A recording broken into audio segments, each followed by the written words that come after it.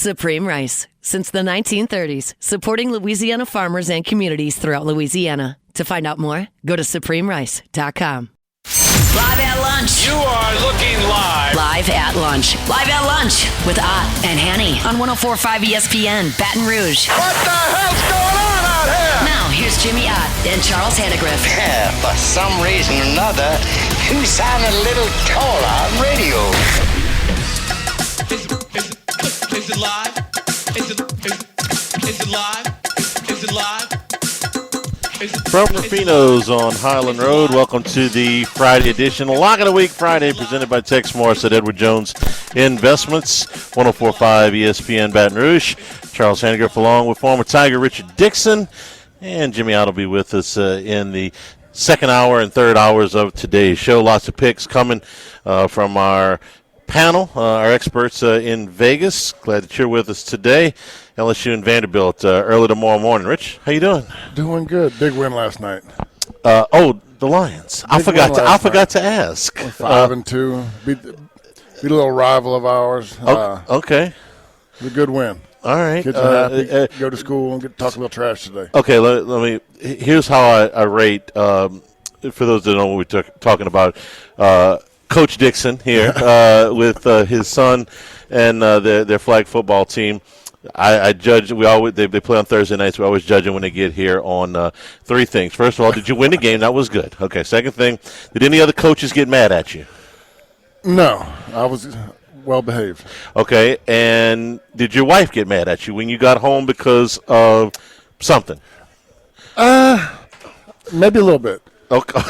I think she wanted to go out to eat after the game. I was tired. I was like, no, let's go home. Okay, but at least her son was not injured, and it was your fault. He caught a touchdown pass with one arm in his cast last night, so I was pretty excited about that. He's still playing with the cast.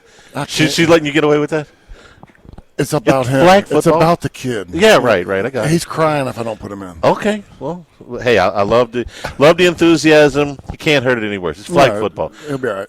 Jack, don't fall down. It's more like I think more kids are scared of him when he's running with that cast. Oh, okay. So he kind of buys him some room. That's why I'll ask you if the other coaches are, then I'll have that out with him. Okay. All right, so we're good on the Lions front. Let's get on to the LSU front. Rich, we got a lot of ground to cover here, but I don't want to bury the lead. Whit Weeks is going to be a game-time decision tomorrow. They've been practicing in the morning this week at LSU to try to fall break, to try and simulate this starting tomorrow. So for the last 2 days, they've been in morning practices. So they're going to be wrapping up here in a little bit. And this is going to be just the way Aaron Anderson was last week, which was he's going to go off for warm-ups. They're going to see how he feels, and he may or may not play. No. So let's go worst-case scenario. If Whit Weeks can't go tomorrow, what does that do to the LSU defense? You never want to miss Whit. He's a guy that plays with a lot of energy. He brings a lot of hype, flies around. But I think that's a really strong point of this team is the linebacker group.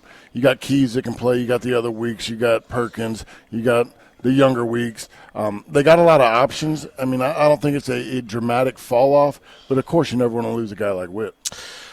What kind of season, before we get to Devon Keys, what kind of season do you think he's having?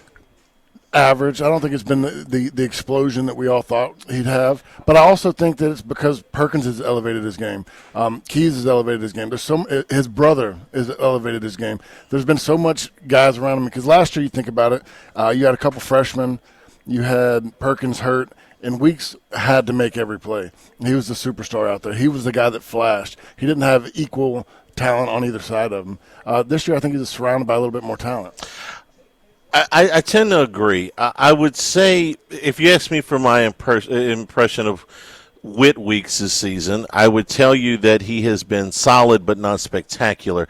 If the sum of the parts of this whole defense means that he's not making as many individual plays, then that's fine. Yeah. Okay.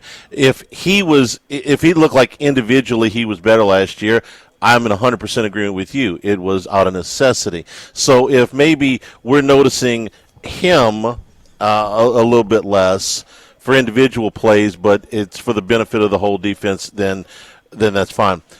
go back to the Florida game. Remember our film study for that. He essentially missed that entire game. For 3 plays, he was ejected. So Devon Keys, who, by the way, Led the team in tackles that game? and he has he's got 6 more tackles on the season than Whit Weeks does. Devon Keys is third on the team in tackles behind West Weeks and A.J. Halsey, who lead the team in tackles. So Keys has played a lot of football for them. But what do you remember about how the defense adjusted when Whit missed essentially the whole Florida game? I thought Keys played his best game. He came out there and really shined. I mean, I remember when we went back and broke down that film, Keys looked like a starter. He looked like a guy that would be starting on another SEC team. I think it's just, fortunate for us that we have a guy of that capability right behind him. I don't want to lose Whit Weeks, but if you're going to lose a guy, they could probably afford to lose a linebacker easier than they could afford to lose, say, a running back. At this point. We saw what not having Caden Durham did to him a couple of weeks ago at Ole Miss. So I think they're okay. Was this a practice injury? I feel like it just popped up in the middle of the week. They didn't say anything about it on Monday, but it seemed like it was something that lingering from the game, and all of a sudden on Wednesday it's like, well, no. I think Matt said that he saw him in a carrying a walking boot. Is that what he told us? He's like, well, he's carrying it. Okay, so he's got it there. You've had every injury known to man. Tell me about a bone bruise on the ankle. Oh, I mean, it's a lot of the times. I mean, there was my junior season. I spent better half of the season in a walking boot, and it was really just to help alleviate the pain, reduce swelling, not put a lot of pressure on it during the week, but then you would take it off and play. I mean, it's just pain management, something that you can deal with, and as long as you can block it out mentally and play through it, it's something you can do. But I mean, you're going to sleep and your everyday stuff, when your adrenaline's down low, it hurts. When you have this, how does it affect your practice? I mean, can you do nothing? Can you do a little bit? Do you take the thing off, go out there and practice, and then put it back on after practice? I mean, you typically try to stay off of it as much as possible until game time. The back half of your senior season, you didn't practice a lot? I didn't practice hardly at all. Okay. It doesn't. Obviously, he's been limited in practice this week, and just like seems like I'm saying this a lot lately. He's the only one that knows how bad it hurts. Yeah. Okay, so to me, if this is a deep bone bruise on the ankle, okay, it seemed to me that every time you put weight on it, it would hurt. So I took one to the shin, a deep bone bruise to the shin. Okay, and that was I had a guy that came down against Florida. I chop blocked a defensive end, and he came full down with his knee on the middle of my shin. And that sounds painful because the guy probably weighed 300 pounds. Yeah, and my legs swole up to where my shin, or like my calf, was as big as my thighs. Like, it was something that I had to stay off of it. I had to get swelling down, did a lot of treatment. But like I said, I would get in a walking boot. I was doing treatment 4 hours a day, Monday through Thursday. I would do walkthroughs on Friday, play on Saturday, and they put the boot back on me Saturday night. It was just something that you had to take care of, reduce swelling. And like I said, it was pain management, because walking around hurt. But by the time you got to the game, you had adrenaline, you reduced the swelling, you played through it, and then you started the process over. He's going to have to be honest with the coaches and with himself when he gets there, because if we know anything about Whit Weeks, it's as soon as he gets in that stadium, I'm playing. Yeah. But if he can't, if he is limited in some way, he's going to hurt him more than he helps him if he tries to play if he's really, really hurt. Yeah, and they'll know that early, but he's got to be honest with himself. If he's not 100% Whit Weeks, I mean, Devon Keys is better than an 80% Whit Weeks. Yeah. So I mean, that's what he's got to be honest with. That's the first thing. So let's get to some of the things that we saw on film last week. Handicap's film study is up on YouTube. You can check that out right now from some of the things you saw against South Carolina. Let me get the easy part out of the way. We didn't put very many defensive plays in the film study because there wasn't very much wrong. No. I mean, and that's been the case for most of the year. I mean, you can go through it's fun to watch. It's fun watching that defense fly around. But, my focus has really been, I think this last one was pretty much all run plays. I mean, I want to see this offensive line get better. And I think with Eccles in at guard, they had their best combination blocking they've done all year. The last 2 plays we reviewed on the film were the best 2 blocked run plays they've had all season. I see it coming. I see guys working on it. Look, they're still not all the way there. There's a few times where you're getting 4 of the 5 doing the right thing, making progress. But you see what they can do when they all get it right. We're both Cohen Eccles fans. Yeah. We like him. He's not perfect, but we like him. Whether he plays tomorrow night because Mubenga is back now, we think Eccles is better. Well, I mean, he is. I mean, watch the film. He gets more push. I mean, the guy that we didn't see on the film that didn't play was Kern. I think between Kern and Eccles, those guys might just be young and dumb enough to where they haven't gotten soft, but they fire off the ball.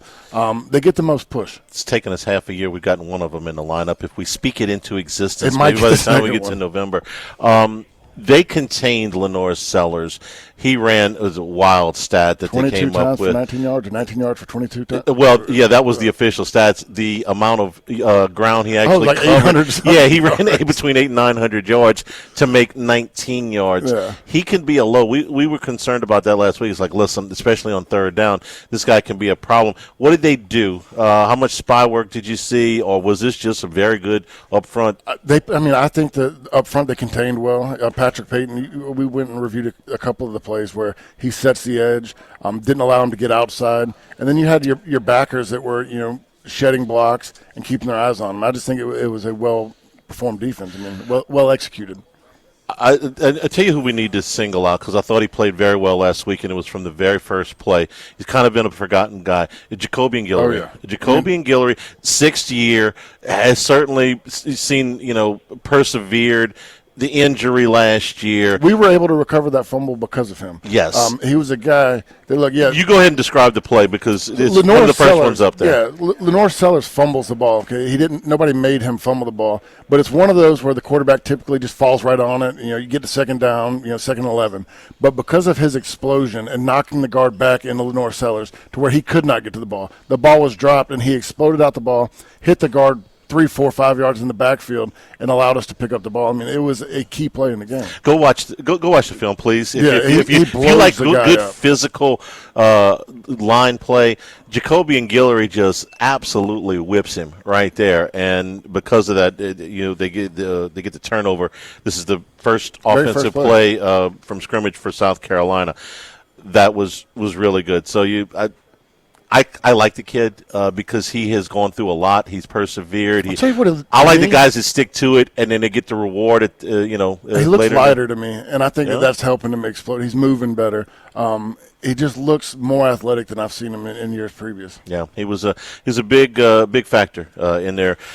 They're up front controlling the line of scrimmage last week for LSU. Speaking of that, I'm mess his name up.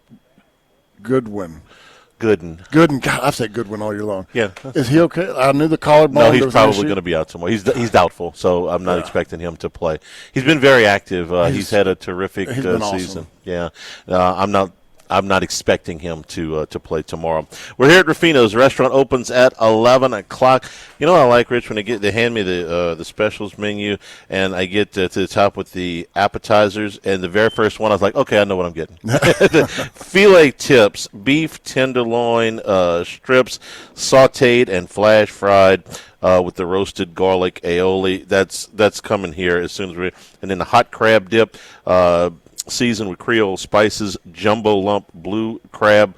That's your 2 appetizer features. I may not even get to the entrees today because I may get both of those. Shrimp and steak Café de Paris. This is a 14-ounce strip loin, seared Gulf shrimp, seasoned butter, roasted potatoes. You got a nice Bonanza wine pairing with that. The fish Oscar today, grilled fresh Gulf fish, jumbo lump crab meat, béarnaise sauce on top of that, and asparagus. And your dessert feature is a mixed berry tiramisu. Oh, Chef Patrick did a great job here today. We got a great menu at Ruffino's. So come on by and see us. We're going to open the restaurant here at 11 o'clock. Live of the Week Friday, presented by Tex Morris at Edward Jones Investments on 104.5 ESPN Baton Rouge.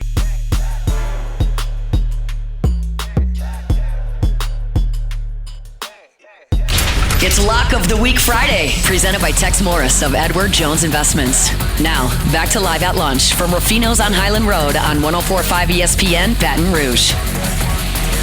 And today's show is also brought to you by Total Maintenance, AC and heating, generators, electricity, plumbing. Total Maintenance, your one-stop sales and service shop for all of these needs. One of South Louisiana's oldest and largest AC and heating companies. Since 1980, the slogan is service today, every day. You call today, you get service today. So nobody's got to go to sleep hot or uncomfortable. Total Maintenance is got full service staffs in both Baton Rouge and New Orleans. An authorized dealer for Carrier, American Standard, Daikin, and Rheem AC units, Generac and Cummings generators for all your electrical and plumbing needs as well. In Baton Rouge, 480-1000.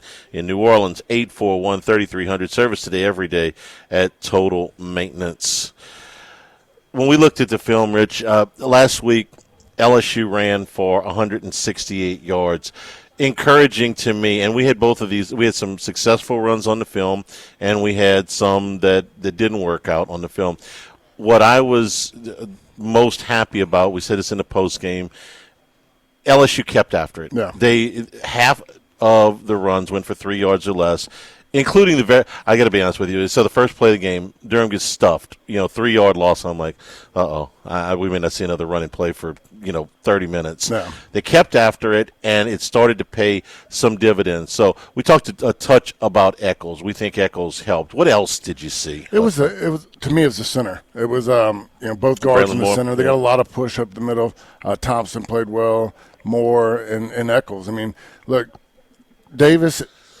The last two plays, if you go watch our film study, did a great job, and he showed he's the last capable. The last two running plays of the game they had. Yeah, two big running plays. Especially, it's the last two plays on our film study that I put on there. He showed he's capable, but there's other times where he's got bad leverage, hat high. Standing straight up, and look, Tyree Adams struggles with a little bit too. I mean, they both of them play really high, but there are also times when all five of them get it, and we see the success. So they're capable, but it's just repetition and getting in their mindset and understanding how to become a successful run blocker. Where Davis is concerned, we saw those last two plays you put in there. He was good.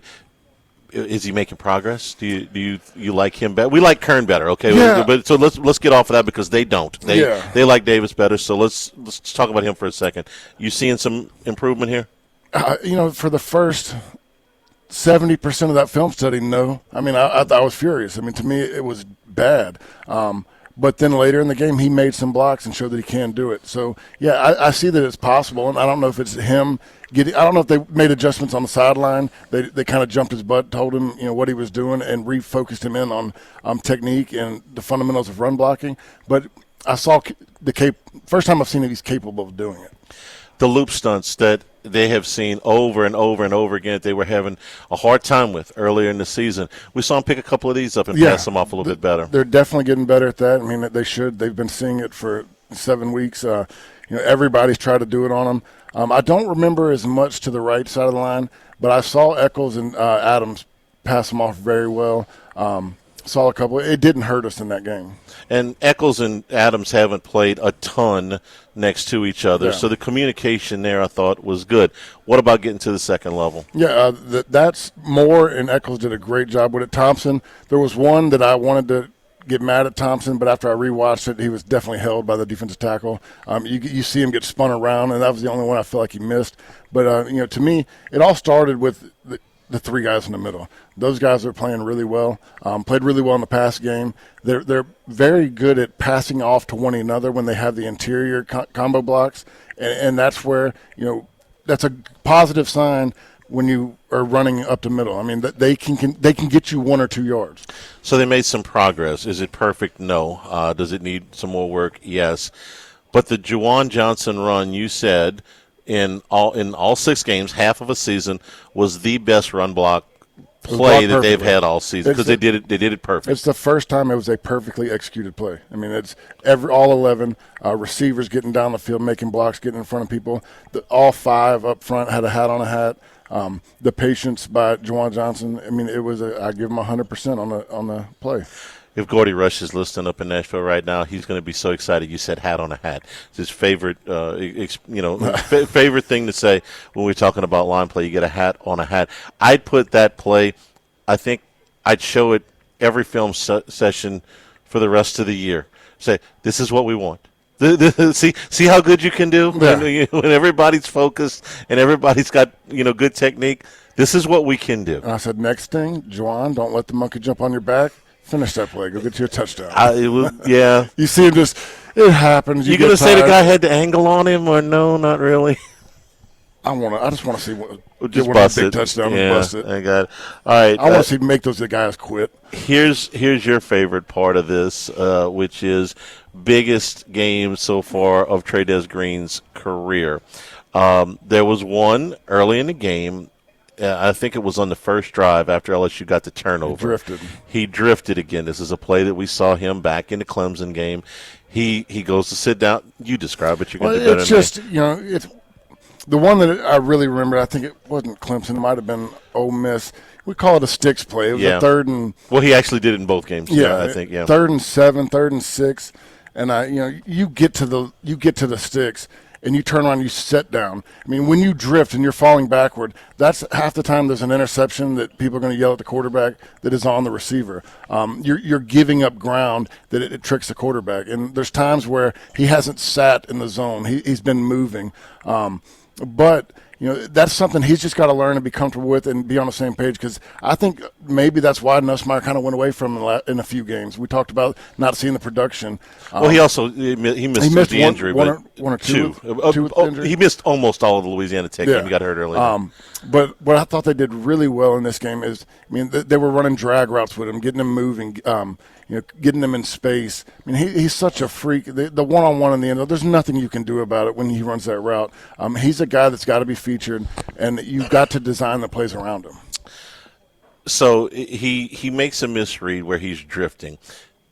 We're talking about 2 feet, right? Yeah. I mean, this is not a lot. It's just enough to foul up the play. Yeah. I mean, it's just when Nussmeier thinks he's going to turn around. It's a timing play. He's got to get there, turn around, get the ball. And when he goes to turn around, he just kind of drifts to his right or drifts backwards, which makes it look like an inaccurate throw.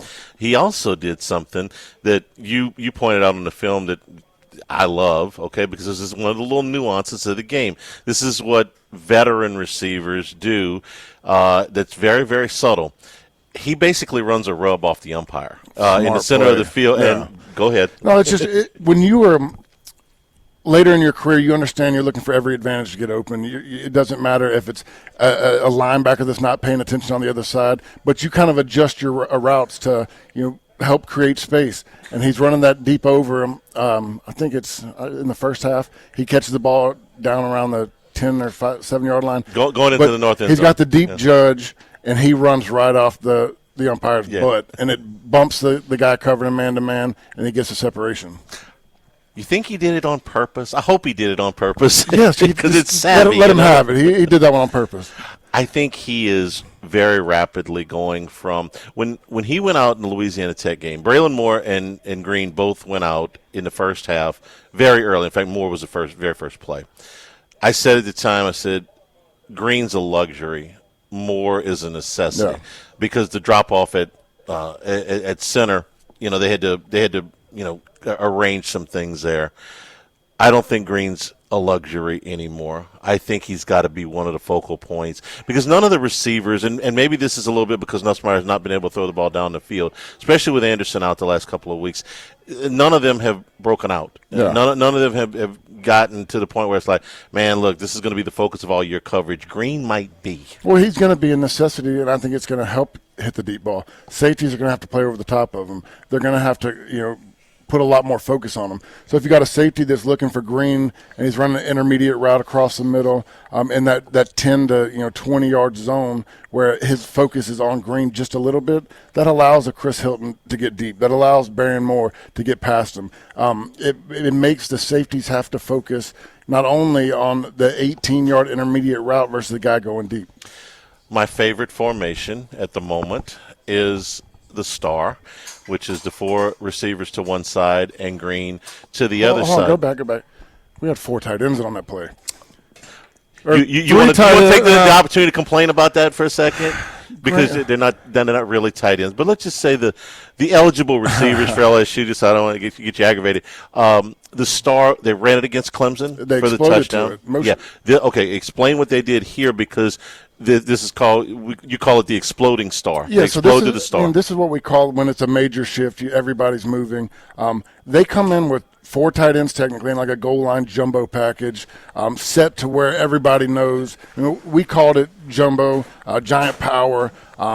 Everybody knows you're running the ball. I mean, you're getting all your big guys in there, and then they're going to bring in a heavier package on defense, and then we explode out and stretch the field. So everybody sets from a goal line package to where he says move. This is you come up there double tight, double wing, right? Double tight, double wing. So Green explodes to the left. The wing comes back over with the tight end and the wing from the other side, and they get in the star formation. Juwan Johnson goes to the outside. So at this point, they got big guys having to spread the field, and there's only one other thing they can do is the safety comes down to take away the slant from Green, but they don't. And the corner, he shifts inside to take away the slant.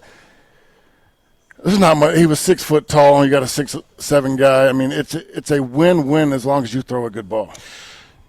The defense is forced to either be outnumbered on one side and leave Green or leave Green in single coverage. Yeah. All right, so here's what I'm waiting for.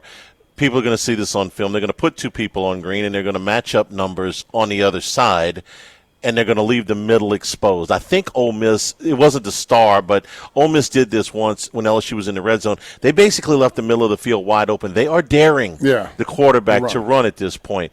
Well, later in the game, he did. Not a goal line situation, but he did. Yeah, it was, 21 yards. 3rd and 7. Yeah. It's a big run. That's what the things that, we harped on last year that I think he's tried to do more this year, especially with the passing game struggling a little bit. You've seen Nussmeier have, I think he's had 2 or 3 runs around 20 yards.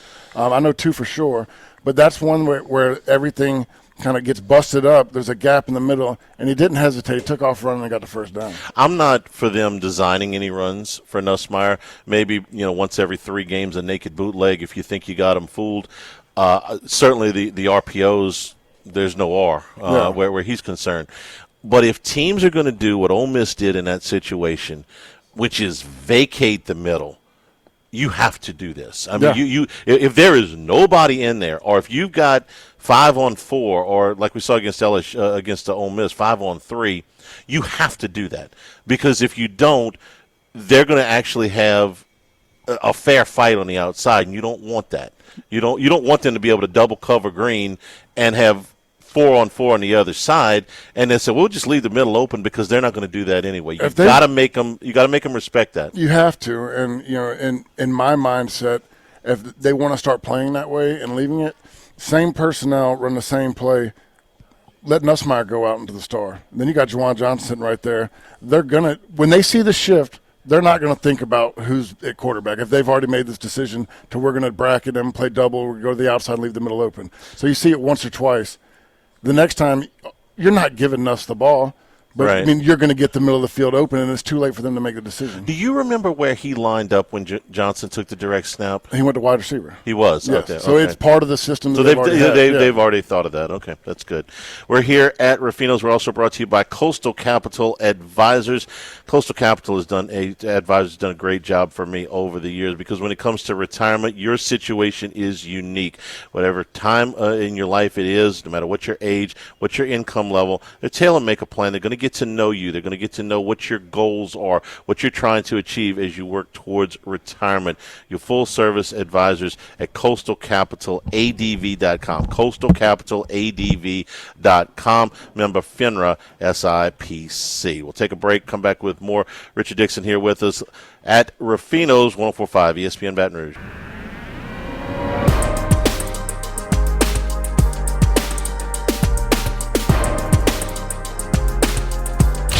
It's Lock of the Week Friday, presented by Tex Morris of Edward Jones Investments.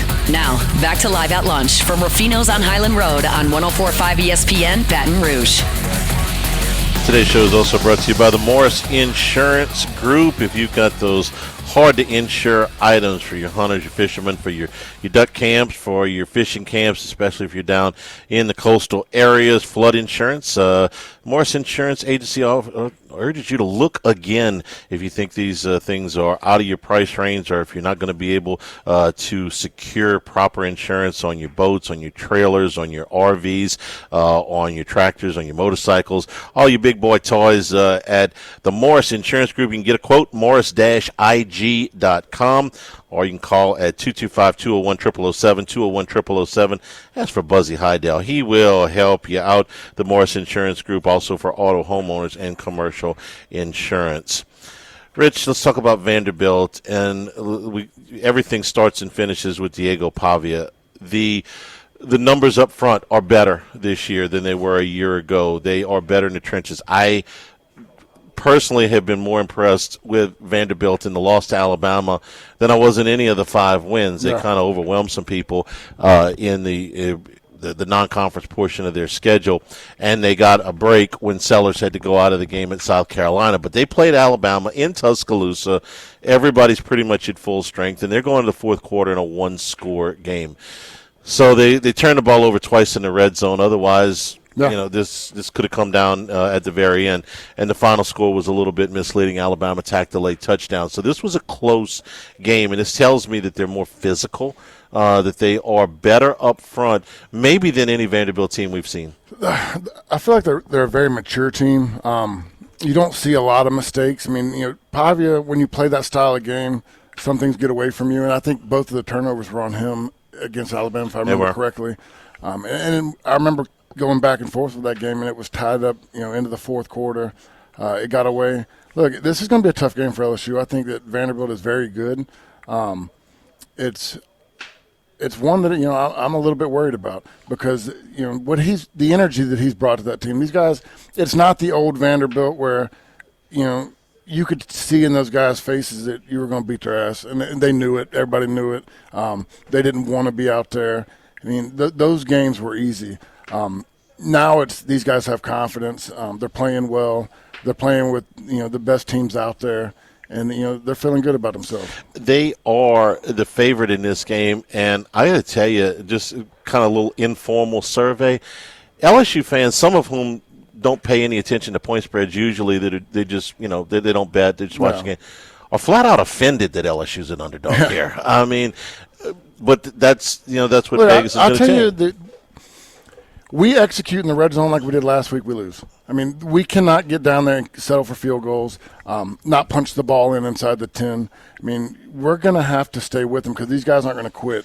And field goals, you get 2 field goals erased by 1 touchdown. So you got to capitalize on every opportunity. Trade Des Green. Yeah. Again, okay? Throw it up there. I mean, ordinarily, fade's not one of my, favorite plays, but I'm gonna take I go through. You get first and goal from the 5 3 times in a row, 4 times. I don't care. One of them's gonna hit. Yeah, you can't cover him.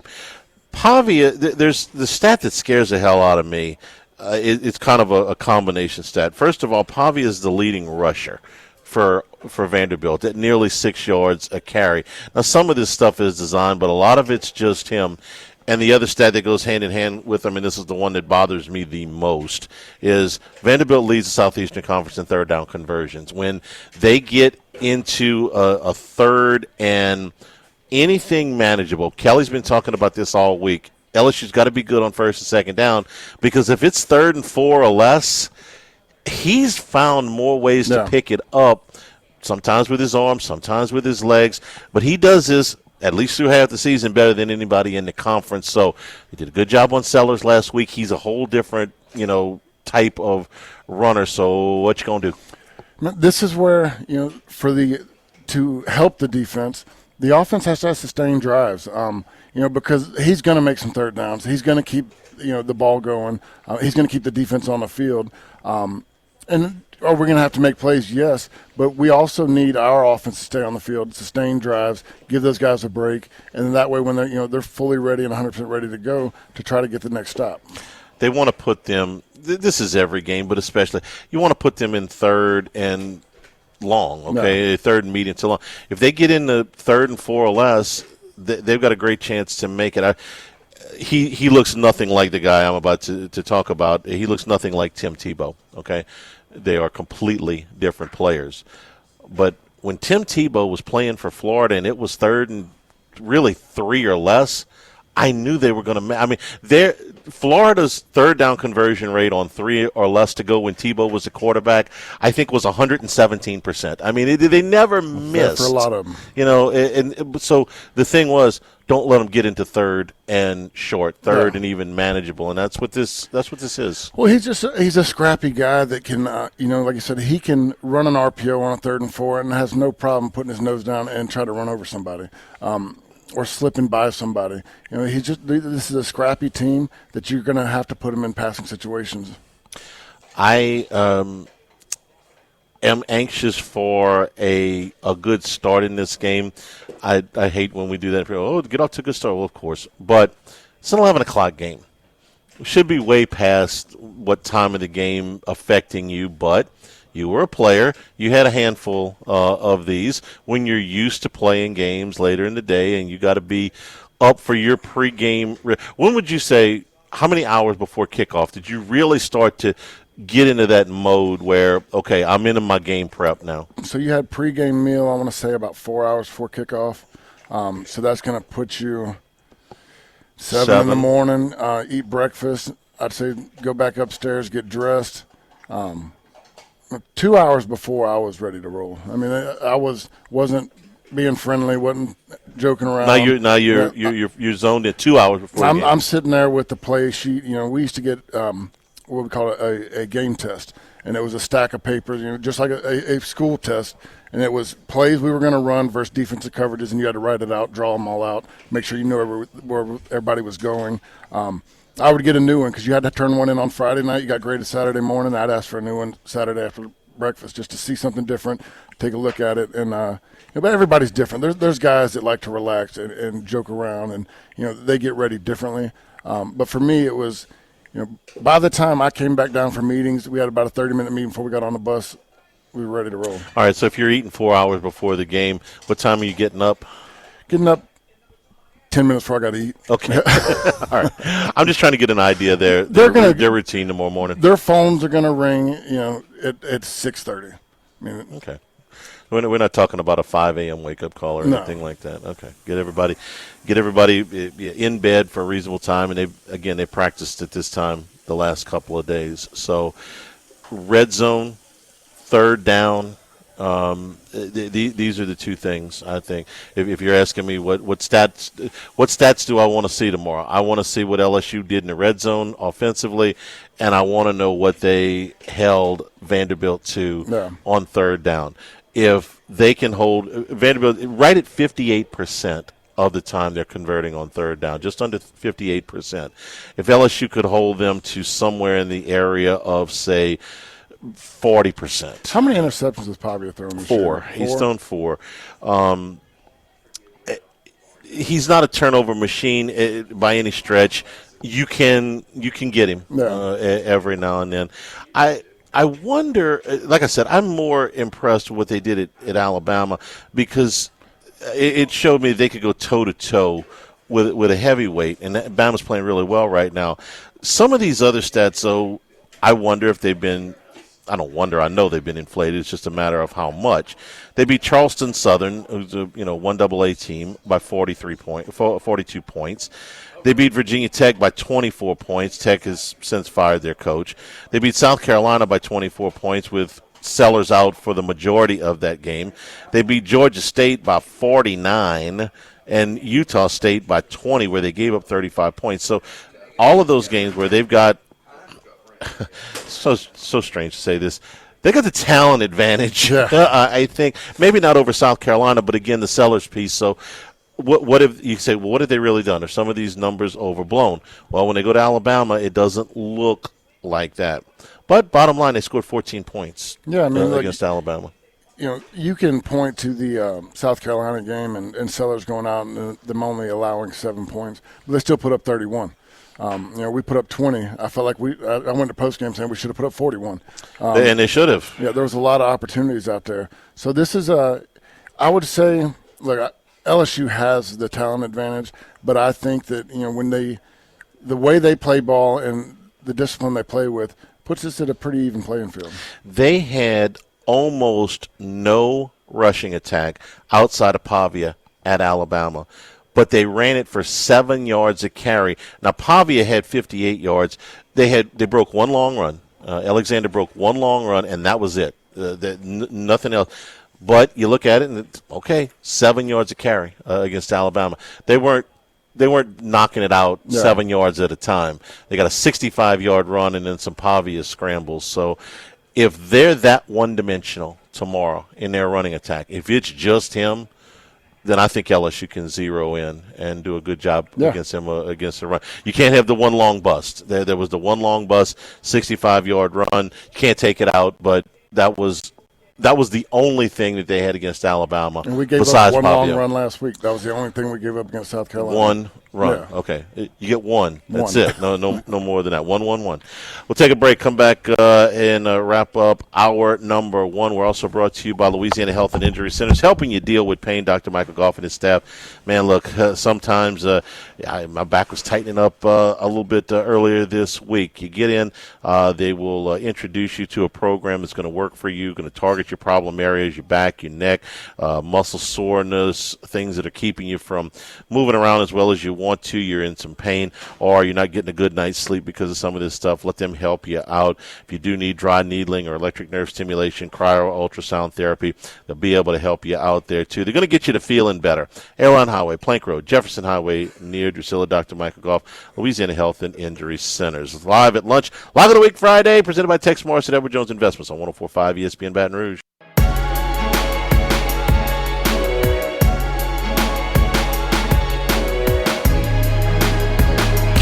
It's Lock of the Week Friday, presented by Tex Morris of Edward Jones Investments. Now, back to Live at Lunch from Rufino's on Highland Road on 104.5 ESPN Baton Rouge. Rich, I wanted to get your take on another situation in the SEC as a former player. When you were playing, how would you have felt if in the middle of the season, in the middle of the week, you found out that your coach was getting fired this weekend no matter what happened in the game you were going to play? What do you think would have happened in the locker room if that would have happened when you were playing? I mean, it definitely says we're not playing very well. That they've given up on us. They don't think that we can pull this together. I mean, it's basically you get the feeling that upper management is telling you what they see is not good enough. And we're talking about Florida. And you can take that as okay. Let's go flip them the bird and prove them wrong. Let's go out there and fight. Sometimes it works either way.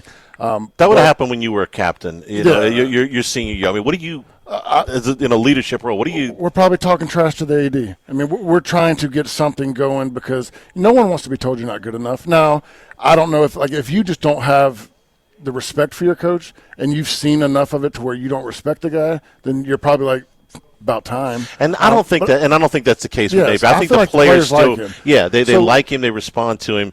So it can go one of two ways. Like I said, if you don't respect the coach, you think he's doing a bad job, you've kind of given up on him, then everybody's saying it's about time. But if it's like Florida, I think they like Napier. I think he's a guy that they fight for because I feel like every time that he's had his back against the wall, the team fights. This is one where you go, I think they're going to do just what you said. Yeah, they're going to come out with an inspired effort tomorrow. Real quick, we've got about 30 seconds. Ole Miss at Georgia tomorrow? That's going to be a game I'm watching for sure. I don't want to say I'm rooting for Ole Miss, but I just want it to be a good game. Well, last year, this was Ole Miss's best game. Yeah. They blew Georgia out of Oxford. I think Lane Kiffin and Kirby Smart are such good friends. The banter between them all the time. Kiffin calling him fat earlier. Yeah, the weight jokes. Yeah. Rich, we'll see you on pregame tomorrow. Hour number 2 from Rufino's Lock of the Week Friday. Tex Morris, Edward Jones Investments, 104.5 ESPN Baton Rouge.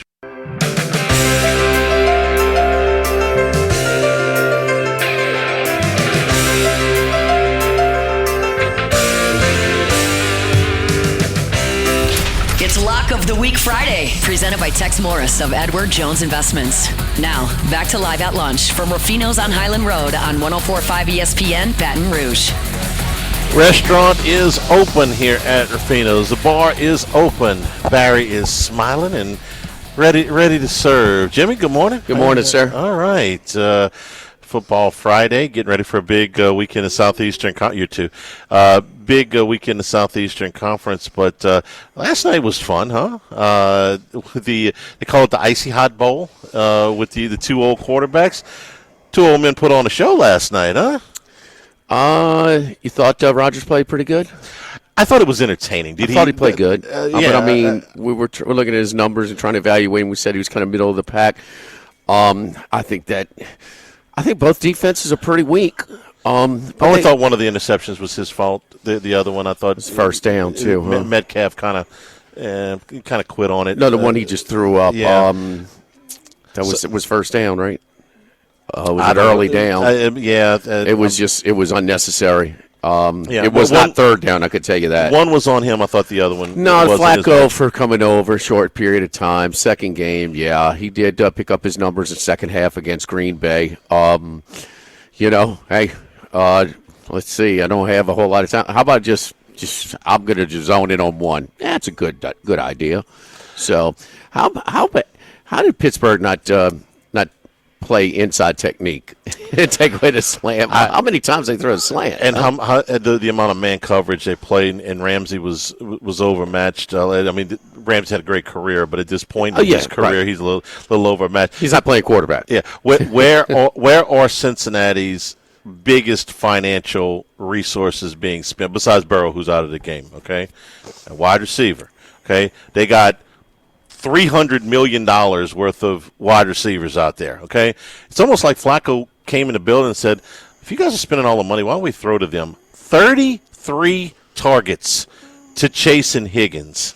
Well, you heard they only ran 70 plays. Every other play was to Chase or Higgins. Well, that's where your money's at. That's where your talent's at. Use them. Well, they did. He made the comments before the game even started about what he thought of. He was just, just really, really speaking highly of Chase and Higgins, and so he followed it up with his game. I mean, he goes for a place like Cleveland with their weapons, and then goes to Higgins. I mean, with Njoku, whatever, was the best. His favorite target over there. He got what's the name? The old Alabama receiver. Going for a while, a couple of years ago, but he's he let you know, and he went at him. We're talking about the kind of the bet on to win the AFC North, what the odds were, and I jumped on Pittsburgh before last week, but I had to hedge on. I took the under 9.5 on Pittsburgh for the year. I'm not convinced. Now, this is a game they could have easily won. But it was a dangerous game as well. Tomlin historically, and we've talked about Mike Tomlin a lot, he is a probable Hall of Famer. But how many Hall of Famers have gone, 11 years without a playoff win? How many Hall of Famers, and he just, whether he's the underdog, they will win games with backup quarterbacks where they just, everybody's counting them out. And then when he's favored, he will lose games as the favorite. And just his teams play to the level of their competition.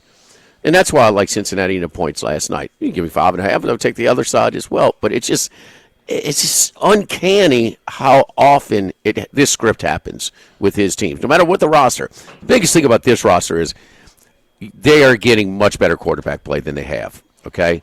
But the defense was always was always a constant. This defense is not. It's just not. Like, you see some of the shoddy arm tackling and just, who's Cincinnati running the ball? Forget Flacco and Chase, okay? Those guys. But he's a distributor, and those guys are really good. The running game for Cincinnati, just go through them like they did? That's not Pittsburgh Steeler defense. And they got Hayward and Watt healthy, which those guys have been in and out of the lineup. Injuries have only been to stop them. It's an old defense. There's some guys that have a tremendous amount of skins on the wall. You just named two of them, but there's more than Ramsey. You think those guys are on the decline? Yes. It doesn't mean he's like 40 years old. Huh? Hayward is 36, I believe. He played the 2007 national championship game. He was. I think he was a freshman or a redshirt freshman that year. But yes, he's been in the league forever. Those guys, they're still playing good football, but not at the level that they once were. You said how many coaches get to go 11 years without a playoff win? Hall of Fame coaches. Coaches, period. If you don't have a playoff win in 11 years, you're fired. Pretty much anywhere. I can only think of one guy that kept the job that long without any kind of postseason success. But he's never had a losing record. Well, I was getting at that. But there's only one other guy that I can think of that lasted that long that just never, for the end of his career, that was Jeff Fisher, who stayed in Tennessee for 15 seasons. Right. And he didn't win a Super Bowl. He came a yard short. He didn't win a Super Bowl the way Tomlin did. I'm a bigger Tomlin fan than most. I think that what he's done is admirable. I think he's a good coach. I think his players rally around him. And you have to respect when you look up at the end of the season every year and they got a winning record and they're in the playoffs. But, the lack of postseason success, at some point you got to say, look, man, I'm not turning my nose up at 10-8 or 10-7, but when we lose in the playoffs every year, it gets frustrating. When's the last time they've been competitive in a playoff game? Roethlisberger's last game? Oh, against Kansas City? They lost by like 20. All right, what game am I thinking of then? Was that the one they lost at home to Cleveland? Yes, I think that's the one I'm talking about. Was that his last one? Because I thought, was he sitting on the bench? I thought it was somebody else who was sitting. It was two of them. Was that not Faneca? No, it was Pouncey, wasn't it? It was him and Pouncey were sitting there on the bench. It was Pouncey. Yeah, they were, and I thought his last game was Kansas City. Okay, I might have it wrong, but look it up. But that's the game I'm thinking of, the one where he's sitting next to Pouncey. Another game where they're favored. Yeah, it's been that long. Roethlisberger's been out of the league for a minute. Sorry, the Browns don't have a whole lot of playoff wins in them. No. Okay, so they lost at home to the Browns. They were favored. They're a higher seed. Let me talk about the Bengals here for a second, because when they said when Burrow got hurt, said, "Listen, he can come back in 3 months. He might be back in December." I thought, okay, maybe, but you guys are going to be out of it by then. But now I'm looking at this thing. They're a game behind the Steelers, game and a half behind the Steelers. They got the Jets. They got the Bears. They got a struggling Ravens team. They got the Bears Dolphins. are better than the Bengals. To me. Okay. I'm not buying this Bengals this run. Beat the Jets, but I think the Bears are better. They get the Bears in Cincinnati. I don't think the Bengals can go to Washington and beat them. You think the Bengals can go to Washington? I do not think the Bengals can go to Washington and beat them, which I just saw the Bears do. Okay. All right. The Browns are still on the schedule. The Cardinals are still on the schedule. The Dolphins are still. It's a manageable schedule, is what I'm saying. Yeah, I don't think the team has. I mean, we're going to build this off of a life or death. Had to win 31-30 because the tight end scored too quickly. Yeah, no. I mean, if he doesn't score too quickly, you think you're stopping him from going in with that defense at this stage of the game? No, and I don't think Cincinnati can keep. Look, Flacco turned back the clock last night. Can he do that for another 10 weeks? Well, he's going to give them way better play than Browning was. Yes. The Browning thing is puzzling. He was so much better 2 years ago. To my point where, how wrong was I in this? I said, I think he's the best backup in football. I mean, he was good. They got him close to the playoffs that year.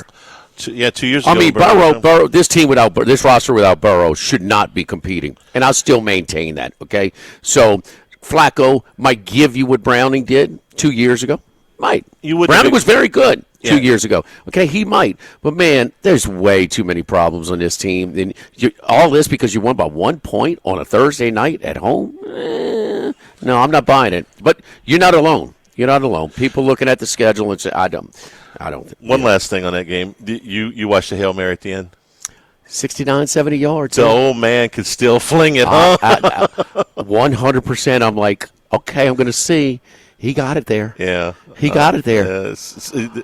You're 41 yards, and you can still throw a football 70 yards. Because the metrics coming in was that his yards were banned just really, really underneath. And, so he's okay. He might have to go sit in the ice tub. How many of the 32 starting quarterbacks can reach what he did last night? I would say less than half can throw the ball 70 yards in the air still. I mean, that's a no. I'm like, golly. Like, wow, the old man can still bring it. Yeah. Charlie, my biggest thing on Tomlin, too, and he drives the analytic people crazy, and he should, because he just doesn't. You cannot ignore analytics. You don't want to be married to them. It's a useful tool, okay, that you can use as a guide, but it just does not. You have to have some human element, some feel, and pay attention with the game flow, just whatever it is. But you cannot deny preparing you to kind of help you prepare you for tendencies and things like that. He ignores them completely. Some of his game management and going for two and going for fourth down and just some of the things are just so like lost to me. And so that's some of them. He drives the analytic people crazy. We know this is constant debate. And look, we have seen. I mean, 5 years ago, how many coaches down 14 are going for two when they score in the last 5 minutes? Well, in the fourth quarter. 5 years ago? 5 years ago, maybe one. Yeah, almost. How many now? A little half over or better, half. I think a little over half. Mm-hmm. Yeah. So I mean, so people are, that old school people have never done that. Or so, but you need real scouts, Mets. You can't just have no old-time scouts and just go by numbers. Yeah. I mean, so, well, okay, you signed Soto. Who's going to pitch? This guy would be a number 4. Your ace is a number 4 on 20 other rosters, so. Yeah, no. It was really turned back the clock last night. The 40-year-old said, man, Max Scherzer gives you 5 and 2 I want that out of Tarek Skubal. That's what I want out of Tarek Skubal. No, dude. Get off my mound. No, get off my mound. Get off my Because he's showing no signs of and Scherzer maybe he's a little older, obviously. Yeah. Skubal, does he want to get injured, being overextended? He's about to sign a monster deal. Maybe part of it. I don't know, but your competitive juices. I watched Skubal pitch enough that he competes on the mound. I just want him. You can't be losing game after game after game when you're a non-decision. I mean, you got to stay in longer. It gives us a better chance at winning. It's the playoffs. I'm not talking about during the year. And the other thing is we creep toward this big thing in baseball, salary cap or not, where you say the players, I mean, they might strike for 2 years fighting a salary cap, okay? But is the Dodgers, with their payroll dominance compared to Milwaukee's, and Milwaukee looks like they just can't even compete. Is that going to lend itself to more of the competitive balance? Because they you know how much money they're generating in Japan and stuff like that. So they signed Yamamoto to a 12-year deal, Charlie. He ain't going anywhere. You know what I mean? Like all their pitching is signed And up. what did they have to pay the Japanese team just to negotiate with him? Before you even start paying him, you got to pay them I didn't even know that. Yeah. Yeah, I mean, that was it was a lot of money. I don't remember exactly what it was. A lot of money. We're at Ruffino's today. Our appetizer features today here, in addition to our regular menu, the filet tips, beef tenderloin strips, lightly battered and flash fried with the roasted garlic aioli, hot crab dip, the creamy crab dip seasoned with Trinity and Creole spices. Trinity, Charlie? Yeah. What is it? Come on. Trinity, there's 3 of them. Right. Okay. Cooking, Charlie, the Trinity of cooking. Bell peppers, onion, celery, thank you. Jumbo lump blue crab with crostinis. The entree. That's your corner of the store. I'm trying to learn, you boy. Entree features the steak and shrimp cafe de Paris, a 44-ounce 44 Farms strip loin, seared Gulf shrimp, seasoned butter with roasted potatoes. Our suggested wine pairing is a Bonanza Cabernet out of Fairfield. Fish Oscar, grilled fresh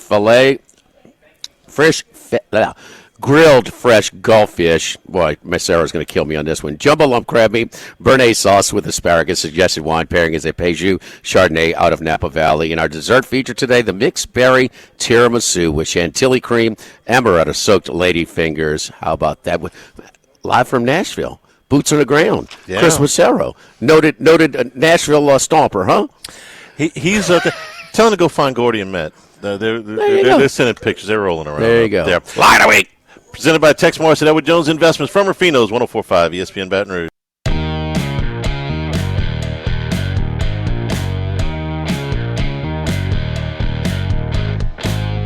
It's Lock of the Week Friday, presented by Tex Morris of Edward Jones Investments. Now, back to Live at Lunch from Rufino's on Highland Road on 104.5 ESPN Baton Rouge. All right, man. The only guy walking around with a cowboy hat and a Boston accent, huh? And bitching about the games. Massaro, what's going on in Nashville, huh? Hey, listen, I did not bring my cowboy hat, but I did bring my ostrich cowboy boots. So they'll be on display today at some point later. I'm going to pop them on. And I will tell you, if this spot was in California today, I definitely wouldn't have made it because got a little hairy out there on Broadway last night. So we're ready to go. I'm appreciative of the extra 2 hours of time that I got. So you got consumed by the atmosphere, which is a good time downtown at Broadway, huh? Oh, we'll just call it controlled mayhem. Controlled mayhem. There was arrests. There were fights. It's just.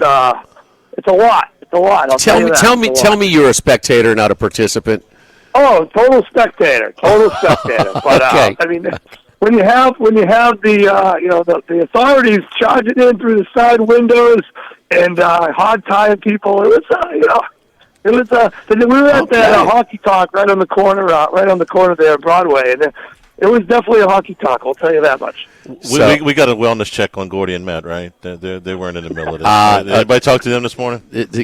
Matt and Gordy, two representatives from our station, so we're doing shows. Where's Matt doing it today? Oh gosh, the name of the place. I got to get it for you. All right. So you going to the LSU game tomorrow?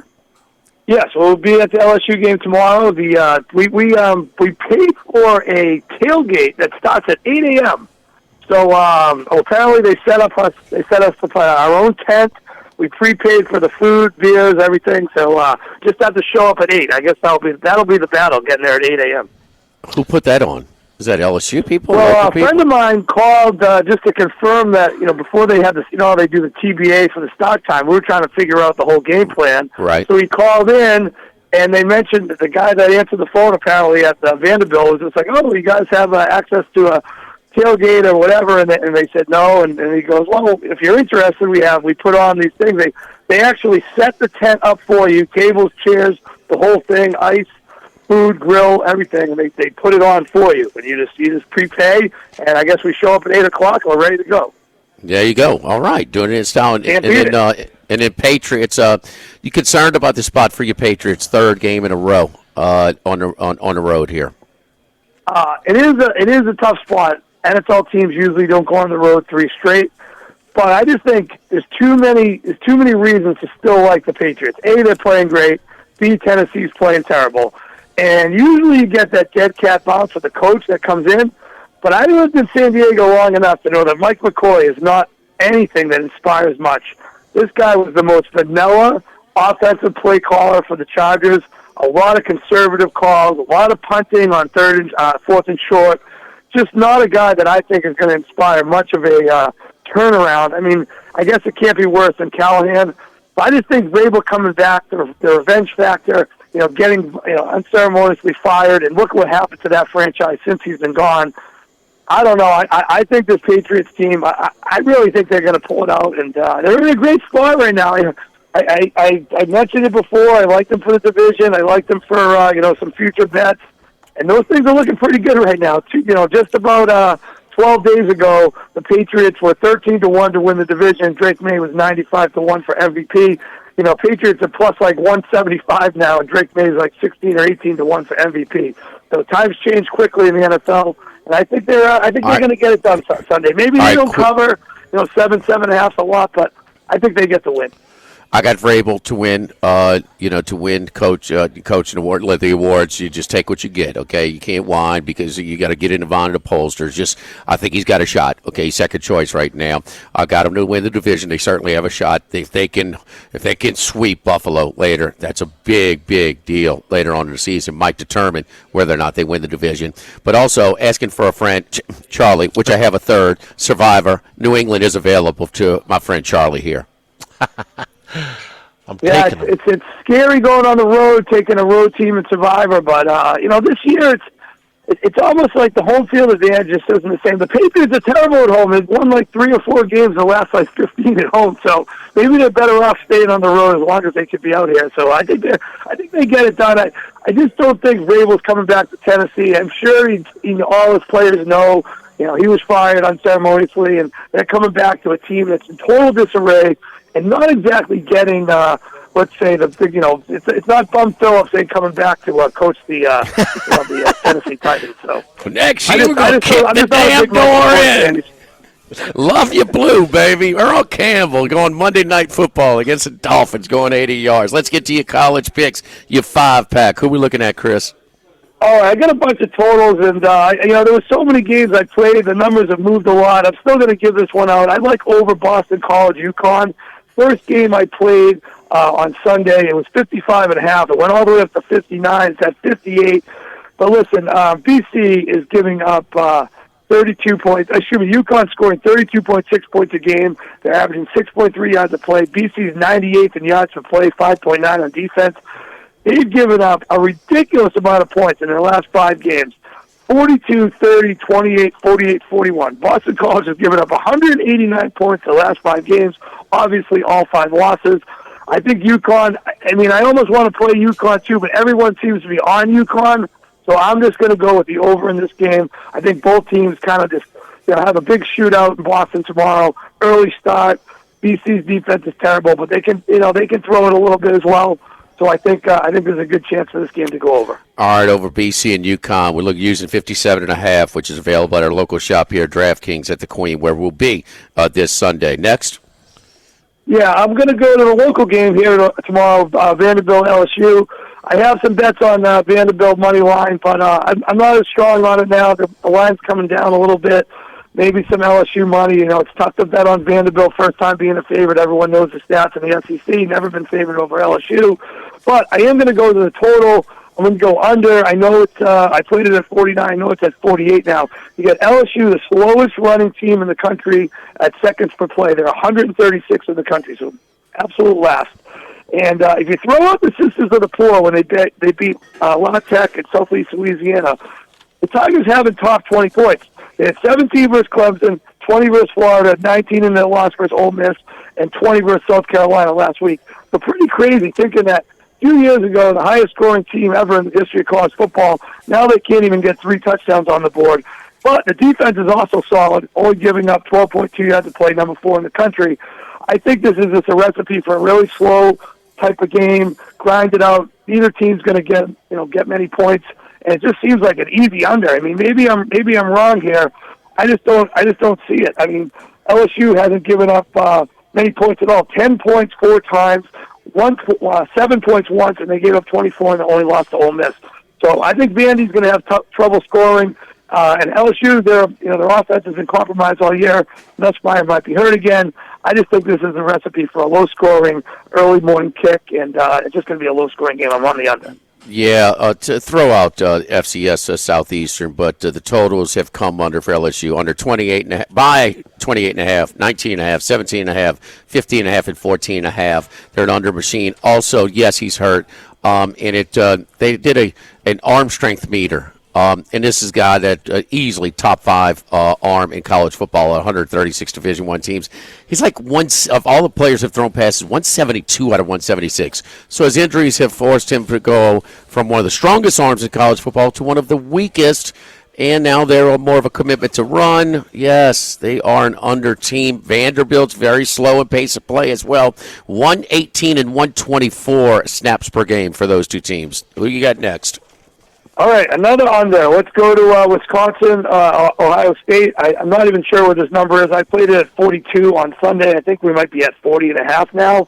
But listen, the Wisconsin team total for the first half is 3.5, massively juiced to the under. 7.5 of the game, massively juiced to the under. So they're not anticipating Wisconsin is going to score more than 7 points. And I don't think Ohio State's going to run it up on them. Just like LSU, Ohio State is the second slowest team in the country, seconds per play. They have the number 1 defense in points per game, 8.2. Number 2 defense in yards per play, 3.9. They've given up just no yards at all, no points. They just good offenses like Washington couldn't get anything going. I think this Ohio State team probably shuts them out, maybe gives up a field goal. Maybe this is like a 35-3 type of game. I don't think they're going to run it up on Luke Fickell. He was there at Ohio State for some time. I just feel like this might be Luke Fickell's last game. I don't think they're going to try to embarrass him, but I also don't think Wisconsin's going to put up much of a fight offensively. They've been decent on defense. 44th in the country, points per game, 22.7. So I just think it's another just slog type of game, slow-paced, under. Ohio State's been great on defense, not that flashy on offense this year, but that defense has definitely been carrying their weight, and it's the number one defense in the country so far. So I like under 40.5 or 41. 41.5. 41.5. I like under, yeah, 42 is a key number, but I still think I don't think they're going to get. I don't think they're going to get 6 touchdowns because you figure Wisconsin's not going to get any touchdowns. And I really don't think Ohio State's going to try to run it up on them. I might be going under that 7.5, 8 team total for Wisconsin here. 48.5 is your number that we use. We're using DraftKings numbers today. That's your LSU Vandy number, by the way. So Luke Fickell's number is $25 million. They owe him if they fire him and paid not to coach. Next, Chris. I need to get one of those buyouts. Can I get one of those buyouts? Yes, yeah, we all do. Let's go another total. I'll give you over Michigan State, Indiana. Michigan State 5.8 yards per play on defense had given up, so that's 88th in the country. Not so great. They gave up 40 to BC, 45 to USC, 38 to Nebraska, 38 to UCLA last week. Signetti likes to bury these bad teams, especially the ones in close proximity to the Midwest, like he put 63 on Illinois. I know there's a little bit possibility of a letdown factor for Indiana, but I just don't see it with Signetti. He's got the new deal. Place is going to be rocking. I think they're going to try to bury Michigan State. And Michigan State is a decent enough offense where they should be able to score some points. I just like over in this game. You can probably play it both ways. Even I know it's a lot of points, 27 with Indiana, but it's almost like a correlated parlay. I think Indiana eats pretty well today. I mean tomorrow, and I think it's probably Indiana, and I think it's definitely over. Where did they get all that money for a Signetti's deal? Wes Reynolds, he just announced yesterday he's doing a Christmas Carol round at nightclubs in Las Vegas this winter. So. Pass the hat. Yes, pass the hat. And last, Chris, 50.5 is your number in Bloomington against Michigan State. Your 5th pick. All right, well, I like Stanford. It's just a hunch play. Don't have really any stats for it. I just feel like Florida State, the season is over, as I mentioned last week. They were going to lose to Pittsburgh. They did lose to Pittsburgh. And now they're going to go all the way out to Palo Alto. What a long flight. Tallahassee to Palo Alto. I don't think there's many direct connections there. And after losses to UVA, Miami, and Pittsburgh, 3 in a row. I mean, when's the last time Mike Norvell's won an ACC game? I believe it was 2023. So this team is spiraling out of control, and now they're going to go all the way out there as 18-point favorites.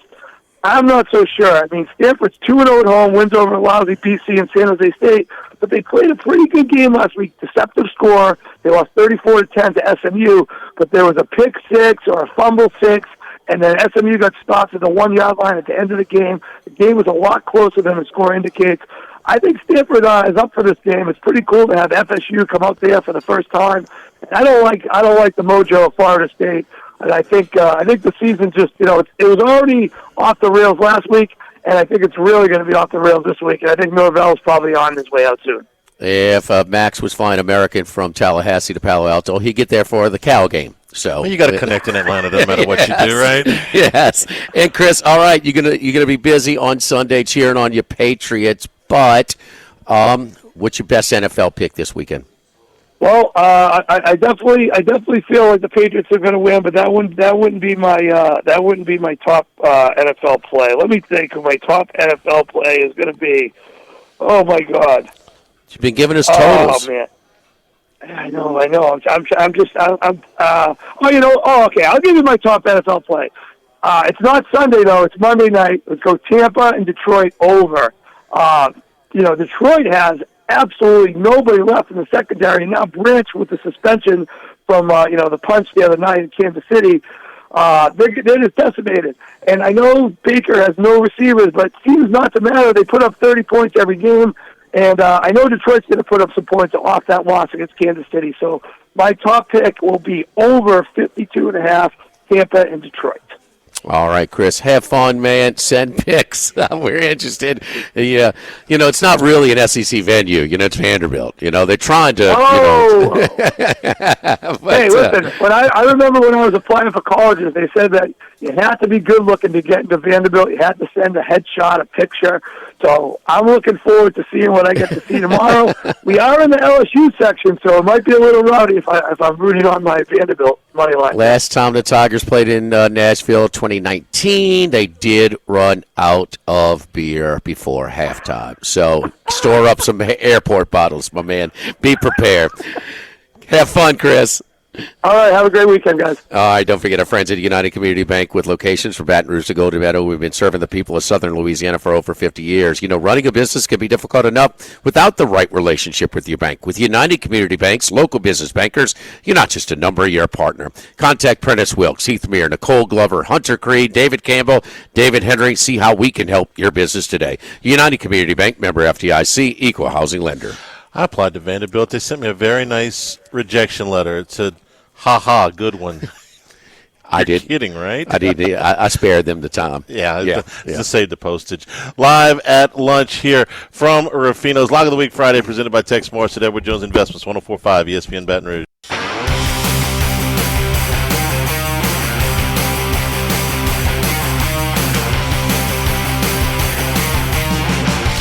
It's Lock of the Week Friday, presented by Tex Morris of Edward Jones Investments. Now, back to Live at Lunch from Ruffino's on Highland Road on 104.5 ESPN Baton Rouge. You can always get the show on demand, 1045ESPN.com. LouisianaSports.net is brought to you by Supreme Rice, supporting Louisiana farmers since the 1930s. Oh, yeah. SupremeRice.com. Monday, Charlie. Yeah, Monday. Monday red beans.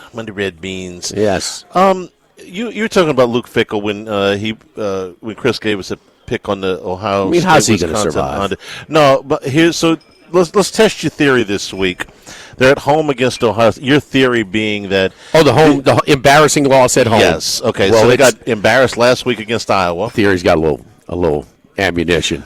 Yeah, it does. No, you got several examples. So, do you think he's more likely to get fired this week after a home game where they are probably going to get blown out by Ohio State, or next week when they go to Oregon when they're most likely to be blown out again and they have a bye week the following week? I think. Well, what is the spread this week? 26, I think. It'll be the same next week. I don't think the margin of victory is going to be much different, but I do think that when you get embarrassed at home. Yeah. You got to sit there. I mean, the AD can't leave early. No, they can't. The boosters can or whatever, but you sit there and watch how many seats are empty in the second half at whatever stage they leave. I mean, you see the boos, you hear the chants, fire Franklin. Yeah. I mean, you see the nastiness coming off the field, some of the stuff. Here's Cody Kimball. He's Cody Kimball, door one. He's coming into the suite. This has to stop, or I'm stopping. You getting that? Yeah. I mean, you're getting all of that, man. You get it. Just the home losses for Curly Hallman's most damaging was what? His most damaging loss, I'm going to say it was the interception game at Auburn. I think if anybody had any... He didn't get fired then. No, he didn't. Okay, No, Southern Miss came in here in front of a half-empty stadium and beat them. And that kid kicked a 49-yard field goal, I think it was, which at the time was a really long field goal in horrible conditions. We threw an interception to a freshman that LSU didn't offer by the name of Patrick Surtain Sr. He turned out okay. Yeah.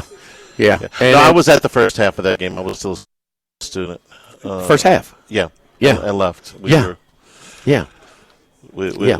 Joe Dean had a great quote. I hire coaches, empty seats fire them. Yeah.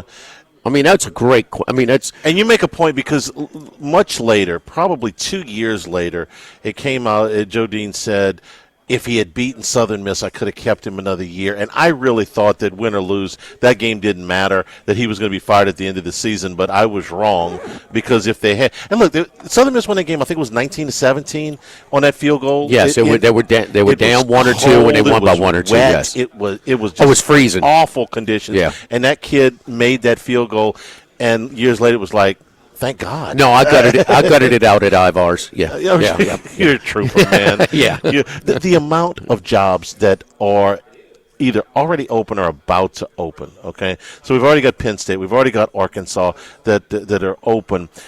Florida State, Wisconsin, Auburn, Kentucky, North Carolina. I mean, some of these very attractive jobs, and it just seems like that number is going to be added to.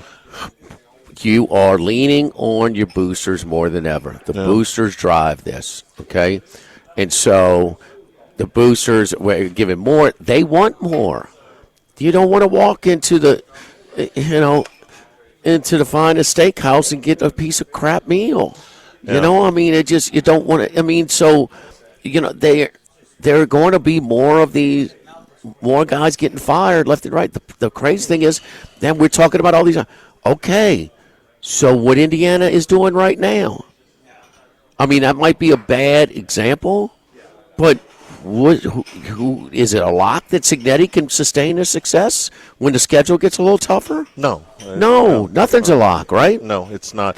I mean, he might still be partying since he signed his deal last night. I don't know. He might skip practice the next few days. I mean, who knows? I mean, we think so. I mean, that's a bad example because in a major conference, Charlie, Indiana has more losses than anybody in the history of college football. Do they really? Okay. Well, Charlie, Indiana has more losses. I mean, this is unbelievable. So when Corso went back to Indiana to do game day last year, what did they do? Man, that Peach Bowl win or whatever the hell it was. Remember that? That was the high water mark. Yes. Right. Yes. So some of these, and in Florida, which I should have put maybe right up at the top. One of Lee Corso's famous quotes. They get drilled by Michigan 45-0. The day I got hired, I told you I'd show you a Big Ten championship, a Big Ten champion on the other side. But you make a point about the boosters, and wanting more, and it's why I think one of many reasons why that SC and Michigan are so nervous about this private equity deal going into the Big Ten, and they want this big influx of cash. And it's like, what are these guys going to control once they get there? It'd be a good question to ask Bruce what he thinks about that, because SC and Michigan are going like, man, do we need the money that bad? Do I have to listen to somebody from out in California? No. The heavyweights don't want it. Look, there is Rutgers wants it, I guess. Yeah. Sure, no. There's a lot of weak sisters in the Big Ten. Okay, a lot of them. You don't have 11 of the top 20 from the Big Ten like the SEC has right now. Yep. Okay, but so the heavyweights don't want it. But I could tell you who does, who drives, who's paying the bills for all this. It's the TVs. Yeah. I mean, come on. Here's your matchups on 2:30 CBS when they had the top SEC game. Okay, Penn State and UCLA worked out. Okay, sorry, but come on. Who was it last week? It was another week. You know who it is tomorrow? Wisconsin, Ohio State. These are 28, 24-point spread games. That's your marquee games on CBS? No, that's not good. So, I mean, because you don't have that many.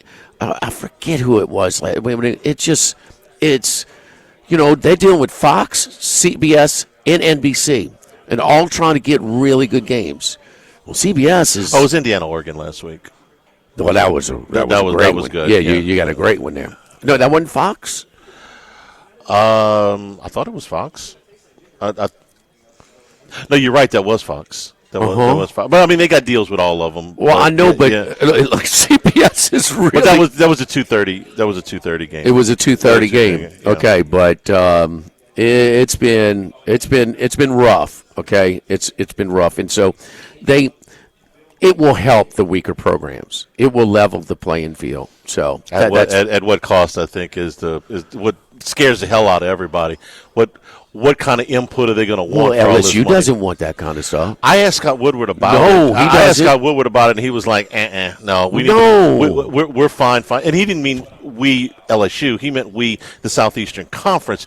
We're fine. He goes, we have our money. We got to find it. If we need to borrow money from somebody, it ain't going to be somebody that gets to come in here and run our show. No. They're 11 of the top 20. Yeah. So there might not be a super Georgia team, a 2019 LSU team, some of those great Alabama teams, Cam Newton, Auburn team. But they got a lot of teams that could win a game or two or three in the playoffs this year. Don't forget our friends at Legacy Title. Chad Reynolds is Legacy Title. For all of you real estate closings, 296-0060, full-service title company, servicing all of South Louisiana. Fast, friendly, professional service is what you get when you deal with our long-standing team. Ashley Donald, Mariana Haynes, Adrian Galata, Michael Platt, Natalie, and Bradford Smith. Buying, building, and refinancing. Nobody chooses but you. Choose Chad Reynolds at Legacy Title, 296-0060. Lock of the Week Friday, presented by Tex Morris at Edward Jones Investments from Rufino's on 104.5 ESPN Baton Rouge.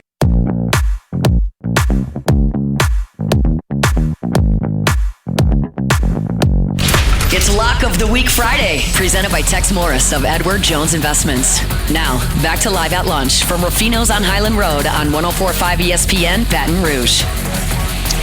Back here at Rufino's Live at Lunch. Come on out and see us here. A nice lunchtime crowd today, and the chefs put together a terrific menu here today at Rufino's. We also got some, I think, at least one interesting game tonight on the college football court. Indiana, Oregon was CBS. It was CBS. It okay. was CBS, yeah. I got a good one there. Oh, and by the way, Matt will be broadcasting from Friends in Low Places. The Friends in Low Places. On Broadway. You know those lyrics, huh? Yes, I know. By heart. By heart. I've seen Garth many times.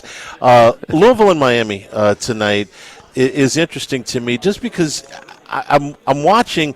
There's so many soft spots left on Miami's schedule. Okay. The Stanford game is going to be a blowout. The Syracuse game is going to be a blowout. The Virginia Tech game is going to be a blowout. I don't think NC State can compete with them. There's no ranked teams left in our schedule. There's no ranked teams left. There's no ranked teams left on any of the top three teams in the country.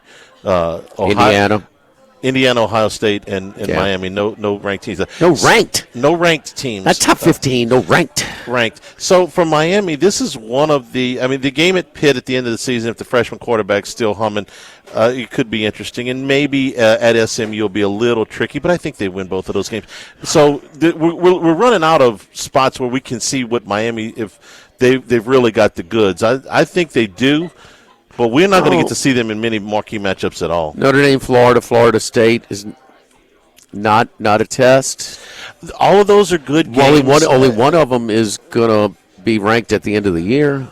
You got that one right on Florida State on us. Yeah, I thought that was going to be a ranked team. They're not. Florida's not going to be ranked. Florida's got a losing record. I guess South Florida can rally and be ranked. And they blew them out. Notre Dame's got 2 losses. Notre Dame's season kind of hangs in the balance tomorrow. If they lose that game, I don't think they got to go to Pitt later. Okay, but if they don't win tomorrow, they got no shot to make the playoffs. Probably not. That's 3 losses. That would be 3 I understand exactly what it is. And there's not another opportunity for them to have a big signature win that would maybe sway them back. I think they have to win tomorrow to make the playoffs. I think so, but I mean, it's a lot of football to be played. There is. A lot of football. Anyway, I want to watch Miami tonight. I want to see what they look like against Louisville. I mean, Miller Moss, what do you think of him so far this year? Yeah. Underwhelming. Yes, very much so. Too many turnovers. It doesn't look like, just physically, too. He's not. He's got to be really sharp with his passer. He's not much of an athlete. He looks like he's regressed since the game we saw him in Vegas last year. What defense was he playing against in Vegas? They weren't very good. There you go. They weren't very good. Yes, the opposition matters. Here at Rufino's Live at Lunch, presented by Tex Morris at Edward Jones Investments. Bruce Marshall when we come back. And then our picks, 104.5 ESPN Baton Rouge.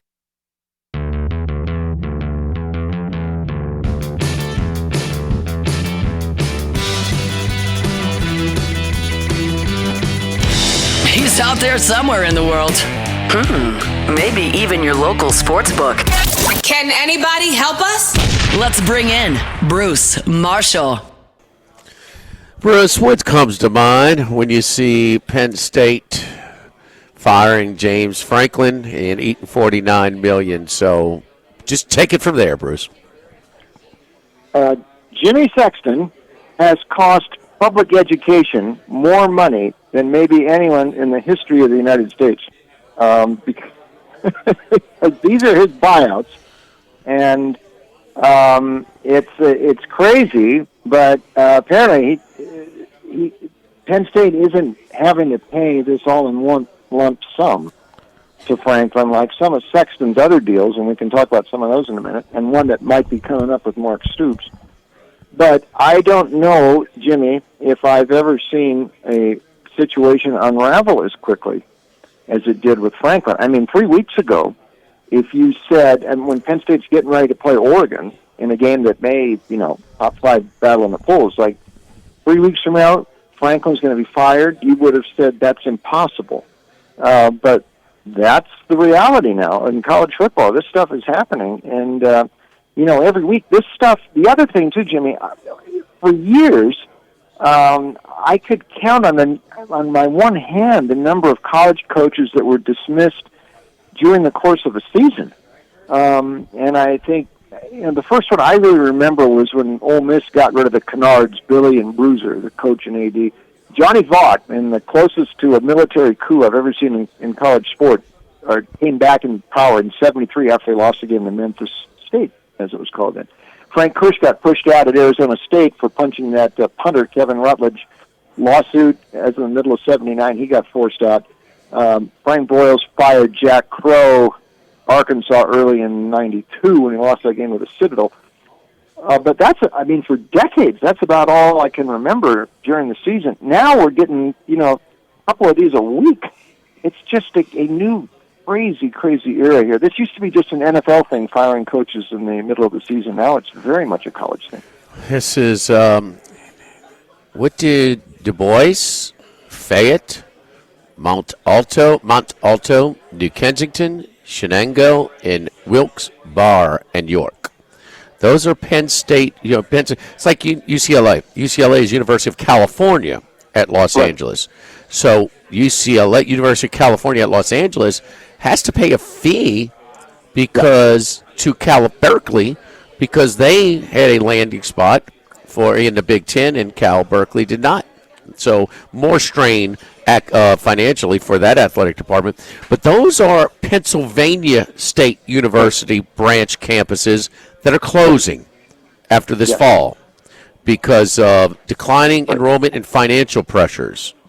Right. So when you're eating $50 million for your foot, and listen, you get back to the old debate. Wait, there's leaks going on in Allen Hall, in the classrooms at LSU, whatever. But they build in, the op center, to look like the Taj Mahal. And the athletic department here, at least, that's their own bucket of money. The university money is different. I don't know if it's like that at Penn State or if is this money coming out of? But Charlie, we can get all the old debate. Is there a football program without the university? Da da da da.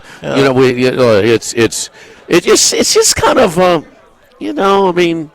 perception is that it would be coming out of the university's money, but I don't know that is actually factual. Well, you can account it all you want, Charlie.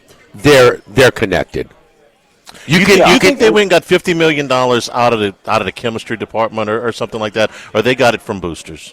I mean, because I think this is outside. I mean, this is a big chunk of money. I don't think this comes out of an academic. I could be wrong. I don't know Penn State's inner workings, but Bruce. The other thing, the budgets of those satellite Penn State campuses apparently are about $6 to $7 million to run the Wilkes-Barre and those other campuses. So it's like 6 or 7 of those. Imagine this. Imagine the publicity James Franklin would get if he said, you know what, I've gotten paid enough here. Why don't you put all of my buyout money to keep those satellite campuses open? You could have done that. I mean, I would have been expecting a lot of them. But, there's a connection somewhere in there. And, even if Franklin, I guess he could have done that too. But you're right. It misplaced priorities, and we never see it more stark than here with college sports and academics. Interesting. And but the new playoff was built it's called the James Franklin format because he never could win enough big ones to get in the top 4. For top 12, he'd easily get in. And he couldn't even do it this year. But during his 12-year run, where's Penn State's program rank? Are they top 10? I would think so. He's won 9 games a year. Who else wins 9 games a year in a He major won conference? 64% of his conference games. That's good. Okay. I don't know if that's top 10. I would say closer to 10 to 20. It'd be just my guess. Ohio State. Now I'm talking about in the country. Yeah, okay? I am too. You win 60, I am too. You win now. What does LSU won? In the top 3 in the Big Ten. I would put him there. But if you're going to add in the Southeastern Conference, You Bama, LSU, Georgia, and that's it. That's it. Texas. Most of the last 10 years, he's They have not been. They have not won as much as Texas the last 12. I mean, Texas has not won as much as them. They haven't won as many games. Yeah, Right? no. You got to go back to Mac Brown. No. And for most of the last 10 years, Penn State's been above Michigan, too. Michigan had those couple of big years with Harbaugh, but they had some I mean, it'd be close. It would be close. Yeah. And about the thing is, well, they got their one championship, and I get that. That championship should buy you some gratis and the whole bit. But here we go again. Luke Fickell. How's he going? There's no way. If you watch Wisconsin play this year, there's no way he could survive. And he's getting $25 million.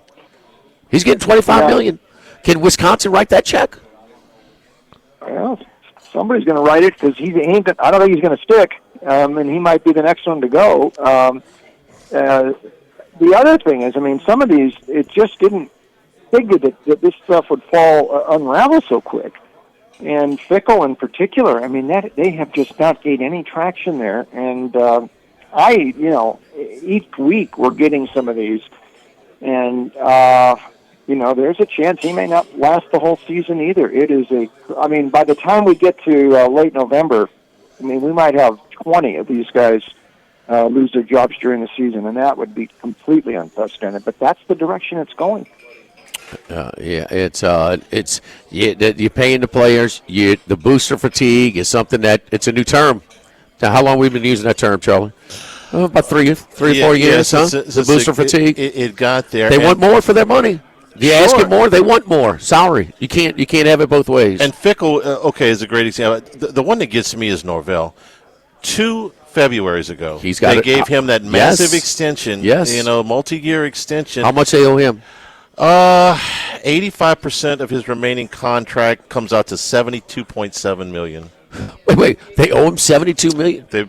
Well, they're not making that move. His buyout, if I'm reading this properly, is $72 million. But 80% of 72? 85% of his remaining contract is 85% of $72 million. So I'm sorry, $61.8 million. Yeah, I'm reading this on the side. $61.8 million. He ain't going nowhere. Brucey, let's get to the picks. UConn at Boston College tomorrow. Early kick, noon Eastern, 11 our time. Boy, talking about another coach on Bill O'Brien with the Eagles. Boy, they've gotten pounced the last couple of weeks. I mean, lost 5 in a row. UConn 4-2 against 5-1, catching points. Yeah. By the way, Jimmy Sexton again, the Norvell contract. There you go. Did his job. UConn, BC. Well, I think BC is the slight favorite here, like you say, Jimmy, and I noted that to you. I think the wrong team is favored here. You mentioned O'Brien. I mean, it has gone completely sour there. From the start of the season, their only win is over Fordham this year. And they were dangerously imbalanced. Lonergan was putting up some pretty good passing numbers early, but they weren't really running the ball very effectively at all.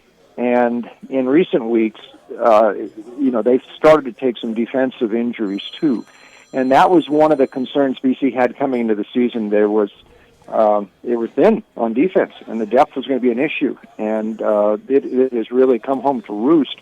Listen, UConn ain't that bad. Fagnano, the quarterback, check out his stats. 11 TD passes, no picks. The running back, Edwards, a top 10 running back in the country. Jim Moore should have won that game at Syracuse. Back when Syracuse had Angeli at quarterback, I mean, they should have won that one. This is a bowl team this year. They're not bad. And in the middle of the conference season, BC has just been boat raced 2 weeks in a row by Pitt and Clemson, and now they get this non-conference game, and this is a game that UConn sort of circles.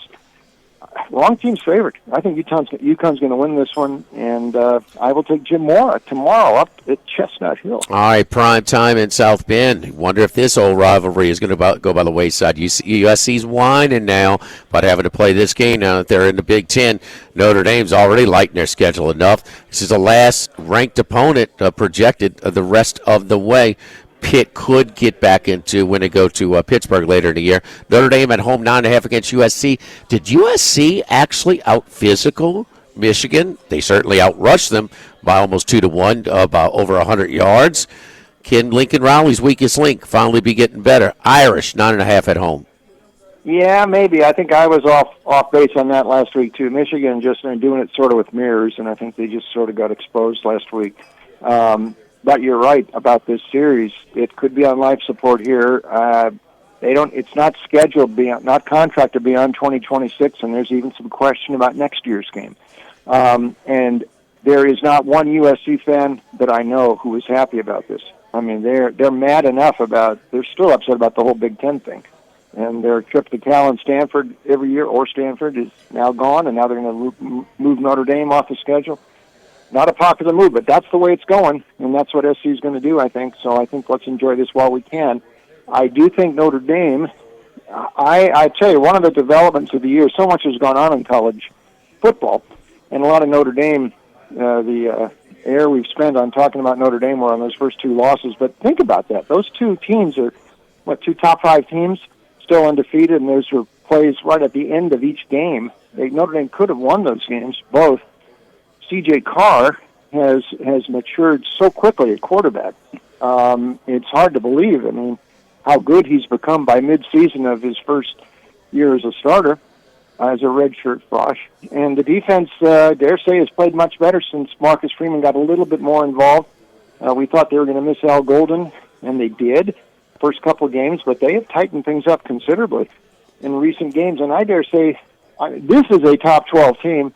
This might be a top 5 team.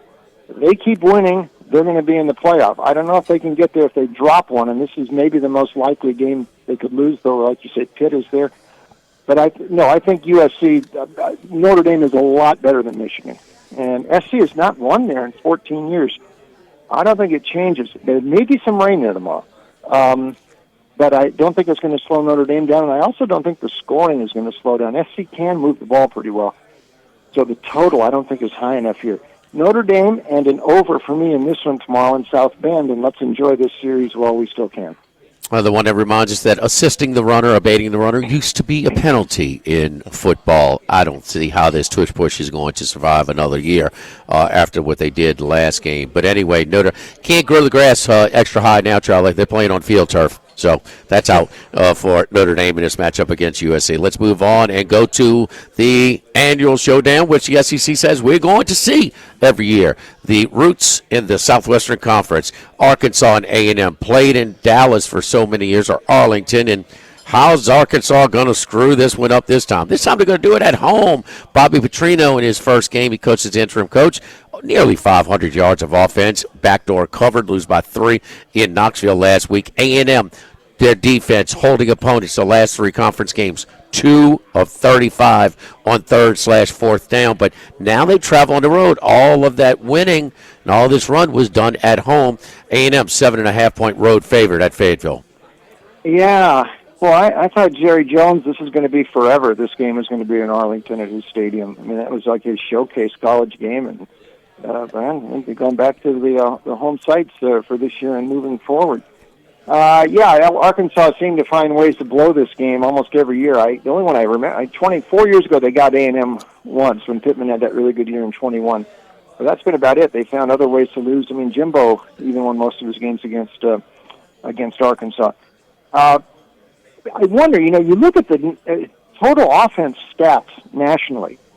Surprisingly, on top of the list, Halen Green from Arkansas. He is actually putting up some really good numbers. And I have wondered that Petrino might get one of these games in his interim role. Yeah, they came back on Tennessee last week, but they made that thing pretty interesting, and they were putting up a pretty good fight for most of the way on the road. And This might be the banana peel here for Texas A&M. Look, the way this stuff goes, teams don't play the same every week. Maybe Ohio State does, but A&M, I don't know. They've had these couple games at home, and they had all the momentum and every big play, the Mississippi State game and the Florida game, they look kind of the same. Now you're out on the road. That Notre Dame game, that took a fourth down completion in a jump ball in the end zone to win that game, or they come out with a loss, and we're not talking as much about A&M. I think this is a banana peel for A&M. I mean, this is the one game Petrino might get. He's got their attention. I don't think Arkansas is that bad.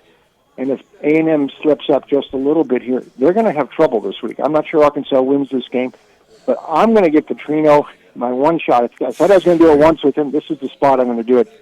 Take the points with Arkansas tomorrow.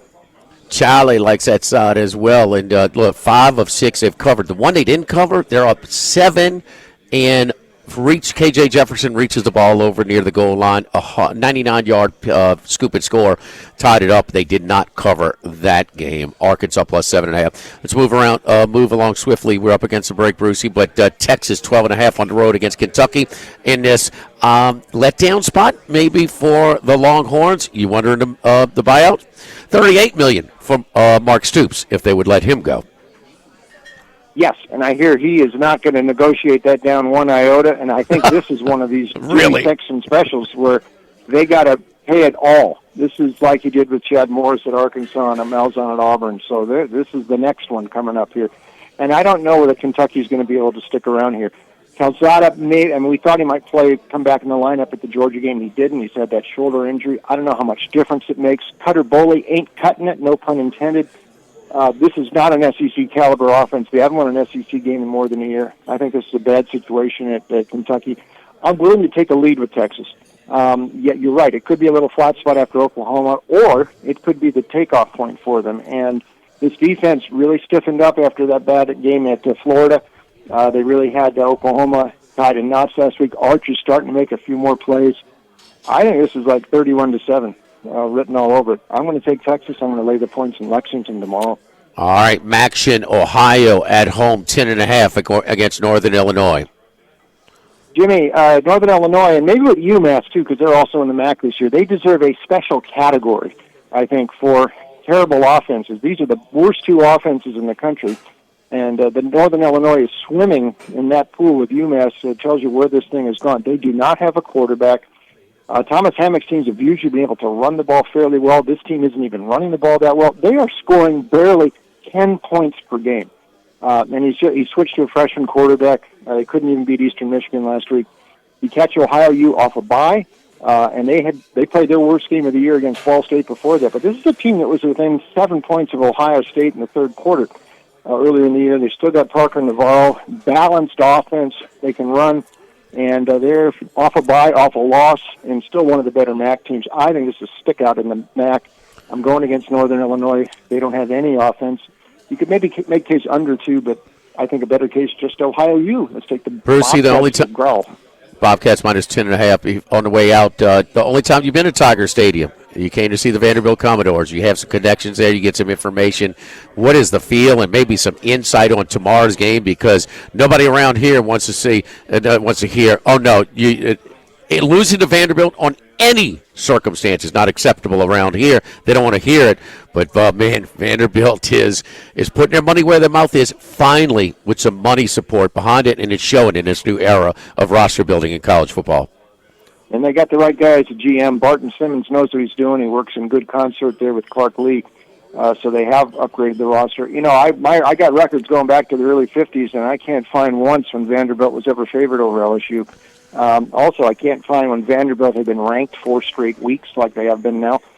So this is a different era here. Listen, until LSU's offense shows me a little more, and Garrett Nussmeier has not, I mean, it's not all his fault, but they ain't scoring enough points. And I'm not sure Blake Baker's defense is going to be able to keep Pavia in check. Vandy had Alabama in trouble in that game, and they just sort of let that thing lost momentum in the second half off a bye. Vandy 24-17. I know you hate to hear that in Baton Rouge, but I think Vandy, this is a year. We're not done hearing from Vandy yet this year, and I just need to see LSU's offense do a bit more. Bruce, we will see you on Sunday. We'll get you your breakdown of LSU Vanderbilt, your top 2 NFL picks as well as part of Football Sunday, which originates this Sunday, 10 a.m. to noon at the DraftKings Sportsbook here at the Queen Casino here in Baton Rouge. Good luck to you, Brucey, and look, of us three, me and Charlie's combined ACT score could have competed with you to get into Vandy. Okay, we had a shot. I would have taken me and Charlie plus a 6.5. Okay? Okay. 16. I'll talk to you Sunday. Look forward to it. All right, Bruce. Good luck, man. We appreciate it. Don't forget our friends over at Town Square Pizza downtown. You come in town, not this weekend, but you come in town for the games and you stay in downtown. Man, a quick, fresh, piping hot, great pizza. I mean, generous portions, affordable. It checks all the boxes. Man, it's good when it comes right out that oven, man. You can grab and go, bring it back to the hotel. You can sit right there. This time of the year, sit on the you can sit indoors and sit outdoors and enjoy the weather. Town Square Pizza facing Town Square. Live at Ruffino's. Lock of the Week Friday presented by Tex Morris at Edward Jones Investments on 104.5 ESPN Baton Rouge. Charles Hannegriff's 5-pack of picks. Brought to you by Supreme Rice. Make sure you use Louisiana rice, grown by Louisiana farmers since 1936. Available at most local grocery stores. Supreme Rice. 3-2 last week, clipping right along here. A few games over 500. I started to see that little nose and mouth pick up above the water at 18, 16, and 2. Okay. There you go. We'll get to see what we could do this week. We're going to take Duke minus 2.5 against Georgia Tech. I could just say unranked favorite against a ranked team and leave it at that, but what fun would that be? Georgia Tech keeps hammering out wins, but it's always work. Long field goal at the gun to beat Clemson, 2-point conversion at Wake Forest, 3 turnovers against Colorado. I got it on good info, Jimmy. The teams that are last in their conference in rushing defense are not allowed to stay undefeated into the second half of the season. That's just that defies football logic if you're that lousy. Tech? Yeah. Really? Yeah. Well, that surprises me. How could it not? Because you're not supposed to be undefeated if you allow that many yards. Duke, they had the emotional loss to Tulane, the Mensa Bowl, if you will, and they had that 5 turnover debacle against Illinois. But they've won 3 in a row since then, 2 of them on the road and by an average of 24 points. So they are playing a lot better football than they were a month ago. They're 4th in the ACC in yards per rush, 3rd in yards per play. Mensa's playing well over the last 3, 7 touchdowns, no interceptions. Yards per attempt over 9 now, so he is playing well. The Blue Devils I like in this spot. My sister-in-law loved this. She's an alum. Duke minus 2.5 against Georgia Tech. You have family that has a degree from Duke. Was she married in? Or maybe he married out. Really? No, I was going to take Sam. Sam. Not my brother. No, he married up. What was that soccer team that won the Prim? There was a the one that was the big underdog. Yeah, I forgot. Oh yes. Okay. She's got the she got the big pretty degree. It's a graduate degree from there Duke. You go. Right next to Sammy's. Yeah, we're gonna take Arkansas plus 7.5 against A&M. First time in Fayetteville since 2013. Most of these games have been played, as you said, in Jerry World. Bobby Petrino, at the helm last week against Tennessee. They were right there, scored a bunch of points, looked good offensively, and this could really spoil A&M's season, which Arkansas would just love to do. A&M has won 4 of the last 5, but they've covered only once. Strange things have happened in this series, so I think there's also a possible look-ahead spot here for A&M. They're coming to Baton Rouge next week. Game day is a possibility. Top 10 matchup, all that stuff. I think Arkansas may win this game outright, but I feel very comfortable taking the 7.5 points if A&M figures out a way to come away with a 3 or 4 point victory. So I'm going to take Arkansas plus the 7.5. Okay. Sign me up for some recency bias. Usually we try to avoid that kind of stuff, but I can't ignore what UCLA's been doing. I'm going to take the Bruins minus the 3. Maryland, everybody's familiar, I think, with what UCLA's done the last couple of weeks. Let me give you the Maryland side of this thing. They blew fourth quarter leads against Washington and Nebraska. They've been outscored in the fourth quarter the last 2 weeks, 31-0, and that's at home. Now you're sending them cross country with a game that starts so late. They're probably going to feel like this is being played on Sunday. UCLA, right now, they just look like a completely different football team than they look like even just 3 weeks ago. So give me the Bruins minus the 3, and maybe Maryland fades a little bit on the road in the fourth quarter. I'm going to take USC plus a 9.5 at Notre Dame. I'm expecting a lot of scoring. Yes, Notre Dame's defense has been better the last 3 weeks, but I don't think they've seen an offense that's quite this good. Lincoln Riley, 2 time zones over. We know what his record against the spread is, and I'm going to take him anyway. I think that this is just too many points to give USC. I think Maeva, those 2 receivers, I think they'll score enough points on Notre Dame to keep this one within shouting distance. I know the Irish need this game. They want to keep their playoff hopes alive. Give me something in the area of 37-31 Notre Dame, but I think USC covers it with the 9.5. All right. And I'm going to take one more. I'm going to take Auburn plus 1.5. Auburn plus 1.5 against Missouri. Amazing that on October the 18th, Missouri is playing their first road game of the season. Auburn's been close, okay? They were close against Oklahoma. They were close last week with a couple of screwy calls that went against them. They were close at A&M. Maybe they shouldn't have been close at A&M, but they were. It was a 6-point game. No. I had them. They were very fortunate to win cover there. Right. Yeah. But, it feels like there's going to be a game where Auburn finally catches some breaks. And the defense is good. They can run the football. I realize Jackson Arnold is not a good passer, and I'm not expecting that to change. But I think Missouri is going to run into a buzzsaw here. I think this is a spot play for me. I think Auburn is ready to take out some of their frustrations of the last few weeks, and they get the win. I'm not saying that they're going to blow Missouri away, but they are a home underdog. I'll take the Tigers plus the 1.5. So, all right, Auburn plus the 1.5 at home. They get embarrassed at home. What kind of scene will it be for Hugh Freeze? But what's his buyout? I don't. I can look it up. What is it? This is year 4. So pocket change, a couple strippers, huh? Somewhere in Memphis, I believe it is, Jimmy Sexton is going to, pour him a glass of something very expensive on Sunday and just look at all the money that's coming in for people that are not working. Duke minus 2.5. This is the last time that Georgia Tech will be an underdog until their game against Georgia. But they're 3-0 in one-score games this year. Darian Mensah is averaging over 300 yards of passing. 300 yards passing. Looks like he, about that middle of that NC State, he kind of got more comfortable with his new supporting cast. He's with a new group. I mean, we saw Joe Burrow and Jane Daniels. I mean, unbelievable years there last year for Heisman Trophy years. But the first year, not nearly as much. And he doesn't run. This guy is preparing himself. I'm glad for him, man. Basically, poverty situation, in San Luis Obispo, for his family. So good for him, man. So he is going to make some money when he gets out of Duke. 2-year contract, though, he's got to fulfill first. Arkansas plus 7.5, nearly 500 yards of offense. So what is it? Was it close to final score, or was it when they were down 17 in the fourth quarter against Tennessee in Knoxville? They did have a -3 turnover margin. So 3 turnovers for them, none for Tennessee. We'll see. A&M, will that defense travel? And College Station, 3 for 35 opponents, 3rd/4th downs, but all at home. Their last 4 out of 5 conference games, all on the road.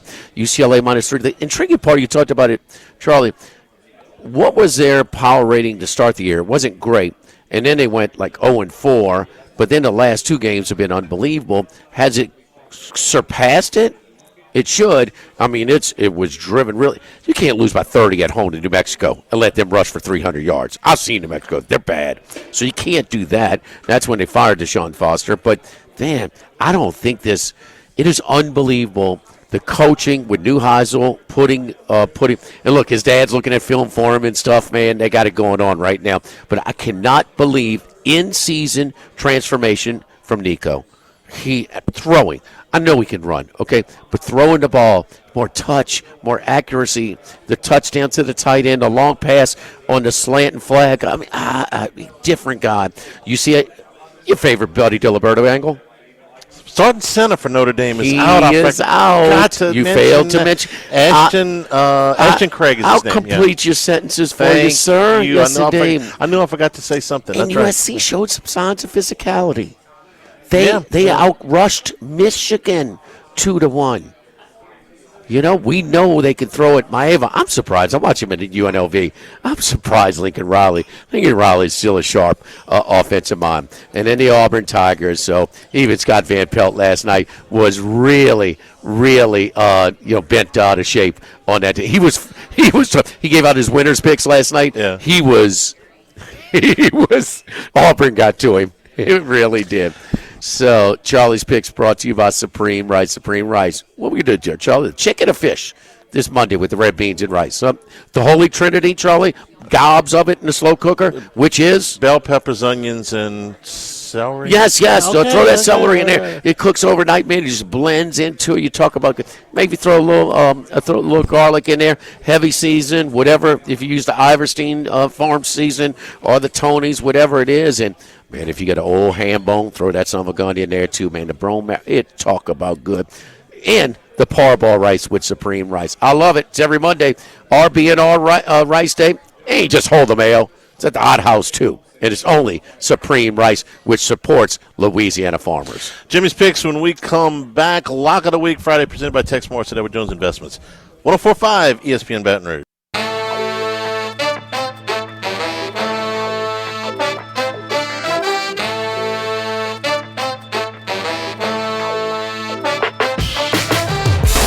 Jimmy Ott's 5-pack of picks, brought to you by Supreme Rice. Make sure you use Louisiana rice, grown by Louisiana farmers since 1936. Available at most local grocery stores. Supreme Rice. All right, here is Max's picks first. He's 21-19, 6-2, a proud 6-2. He makes sure to point that out to us every week on his lock of the week. But Washington plus the 4.5. Washington against on the road at Michigan. This line was at 6 for a time. So the Washington. I just remember. Washington, Michigan, just old Rose Bowl. Warren Moon lit him up one day.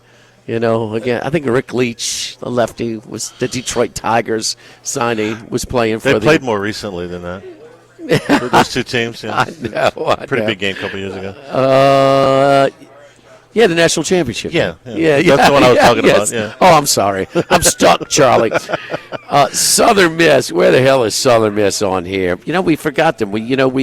After we thought they could give Mississippi State a tough time, and they barely did not cover there. Kind of been steadying themselves as a little bit. So Southern Miss is minus a 3.5. And I'm trying to get the updated line. Of course, Max has them spread out all over the place. Southern Miss is playing ULF yet. There you go. But they've made minus 3.5. They've had a lot of turnover this year. They've been back and forth. Kentucky plus 12.5. Texas Center is out this week. Kentucky let down, Charlie, for the Horns. I mean, it is to a point, but enough to let this Kentucky team. To me, the Kentucky quarterback situation is among the worst in all of the power conferences, and that Texas defense stands up. So They look like they're born again, huh? Yeah, you know, because they came in much ballyhooed. Florida just went through them. That's the outlier. Florida went up and down the field the whole game. They did against Texas, and I think you got the right word, outlier. Kind of like under in this game, to be honest with you. Now we're talking. Over Tennessee and Alabama, Jam Miller has been he's gone from doubtful to questionable to now probable for the Alabama running game. Tennessee, it's one of those hypo teams, huh? I mean, they're going to score and they're going to give up points. That's what scares me about lots of yards. Too. Yeah, a bunch. That's what scares me about my my pick with Arkansas. You know, I'm giving them all this credit for getting all these yards and points against Tennessee, but Tennessee's defense stinks. That's the only thing. They're not good. They're not good. They're not last year's defense, not by year. And listen, they're getting one of their cornerbacks back, but they have some injuries as well. But Talk about an outlier last year where they leaned on Dylan Sampson in the running game and that defense to get themselves into a playoff. They had a favorable schedule.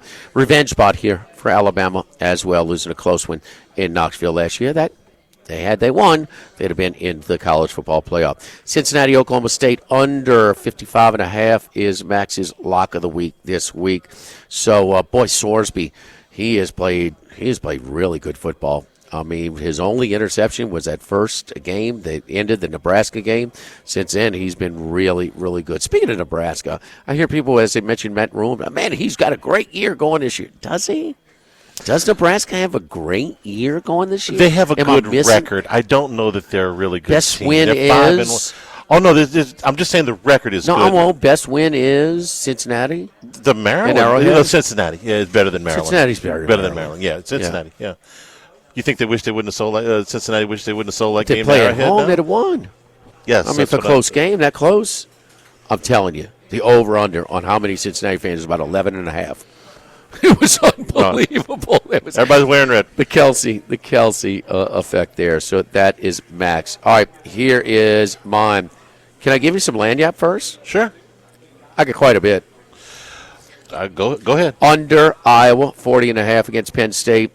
Backup quarterback did not play. Aller finished the game. So on the road, they're going to lean on those guys who are running the football. Iowa against a one-dimensional offense, they're going to – how's Penn State going to move the ball here? Iowa likes to muck it up as well, so under 40.5. I like UCLA. I think this is real, what's happening with the Neuheisel's effect and Nico. I like them at home. Here. You got a team traveling, to the West Coast. It's a tough spot. So Maryland, 2 tough luck losses at home. And listen, the Malik Washington's really good, but his yards per attempt is 100, around the 100 rank. It's way too inconsistent. Texas Tech is a strength. Levitt looks like he may try and give it a go. He's not going to be 100%. But, in a league that brags about their parity and their balance, Texas Tech is head and shoulders above everybody else in this league. Wisconsin team total under 7.5.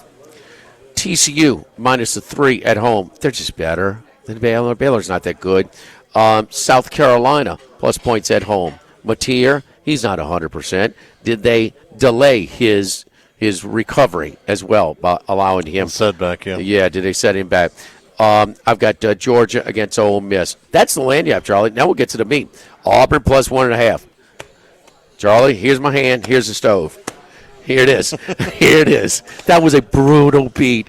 That was a horrible call. I don't want to see any freeze frame. I saw it a million times. I mean, this was not even close. 17-0. You're not believing it. And still, Stockton could have taken a knee. Auburn, tough one. Freeze, got to have it. Missouri, 6 for 6, playing at home. I don't know how are they going to handle moving out of there. Minnesota plus 7 at home tonight. Got 2 night games tonight, 2 Friday night games. Nebraska, okay. Great season? No, I'm not ready to lay 7 on the road. Minnesota is lukewarm. They're mediocre, but damn it, row the boat. They're going to play them tough at home. And this is it. Does Nebraska play close games? No matter who the coach is? Almost exclusively. Yes. All right, another one tonight. Sharp money on North Carolina. Okay. Did they pick up any players on a plane ride over? Because Bill Belichick didn't forget how to coach, okay? He might be distracted, but look, their roster is pathetic. Their roster's not getting any better. And you're going to travel from Chapel Hill to Berkeley and play. The young quarterback will be more settled at home. Cal tonight minus 8.5. LSU, Vanderbilt under 48.5.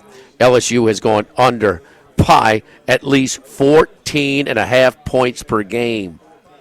All Division I teams, or FBS, whatever you want to call it. Vanderbilt and LSU play snaps per game, 118 and 124 out of 136. They slow it down. They run a game. And LSU, the quarterback can't push it downfield. LSU wants to run the ball more. Why are we going to stop this trend down? Under 48.5 at 11 a.m. And the other one, I'm going Purdue as well. Purdue was a tough luck loser. They covered last week, but 2 touchdowns in 7 seconds in the middle of the fourth quarter turned a 7-point lead into a 7-point loss at Minnesota last week. We're taking Purdue in the points at home against Northwestern in a natural letdown spot after their win in Happy Valley. Purdue can score. It's just the defense, but maybe against Northwestern they'll be okay. And the North Carolina story, they've been plagued by all these distractions with Belichick. And this week it's Mike Lombardi. The story coming out from Pablo Torre that he was off in the Middle East fundraising in August. I don't know. I'm anxious to see what the rest of that story is. Total maintenance. If it breaks down this weekend, 480-1000, 480-1000, one of South Louisiana's oldest and largest AC and heating companies since 1980. My buddy Lucas Ragusa. Service today, every day means same-day service. You'll never sleep hot. Call today, get service today at 480-1000, Total Maintenance. Live at Ruffino's. Log of the Week Friday, presented by Tex Morris at Edward Jones Investments on 104.5 ESPN Baton Rouge.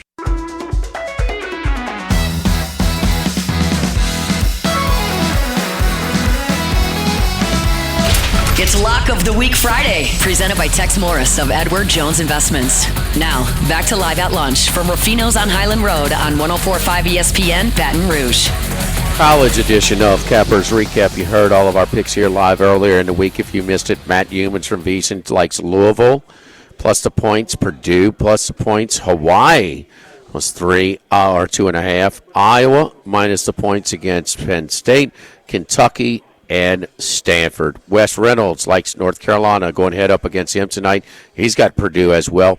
And Kentucky, Brian Edwards from VegasInsider.com has Alabama, Mississippi State, Minnesota. He's with me on Minnesota tonight.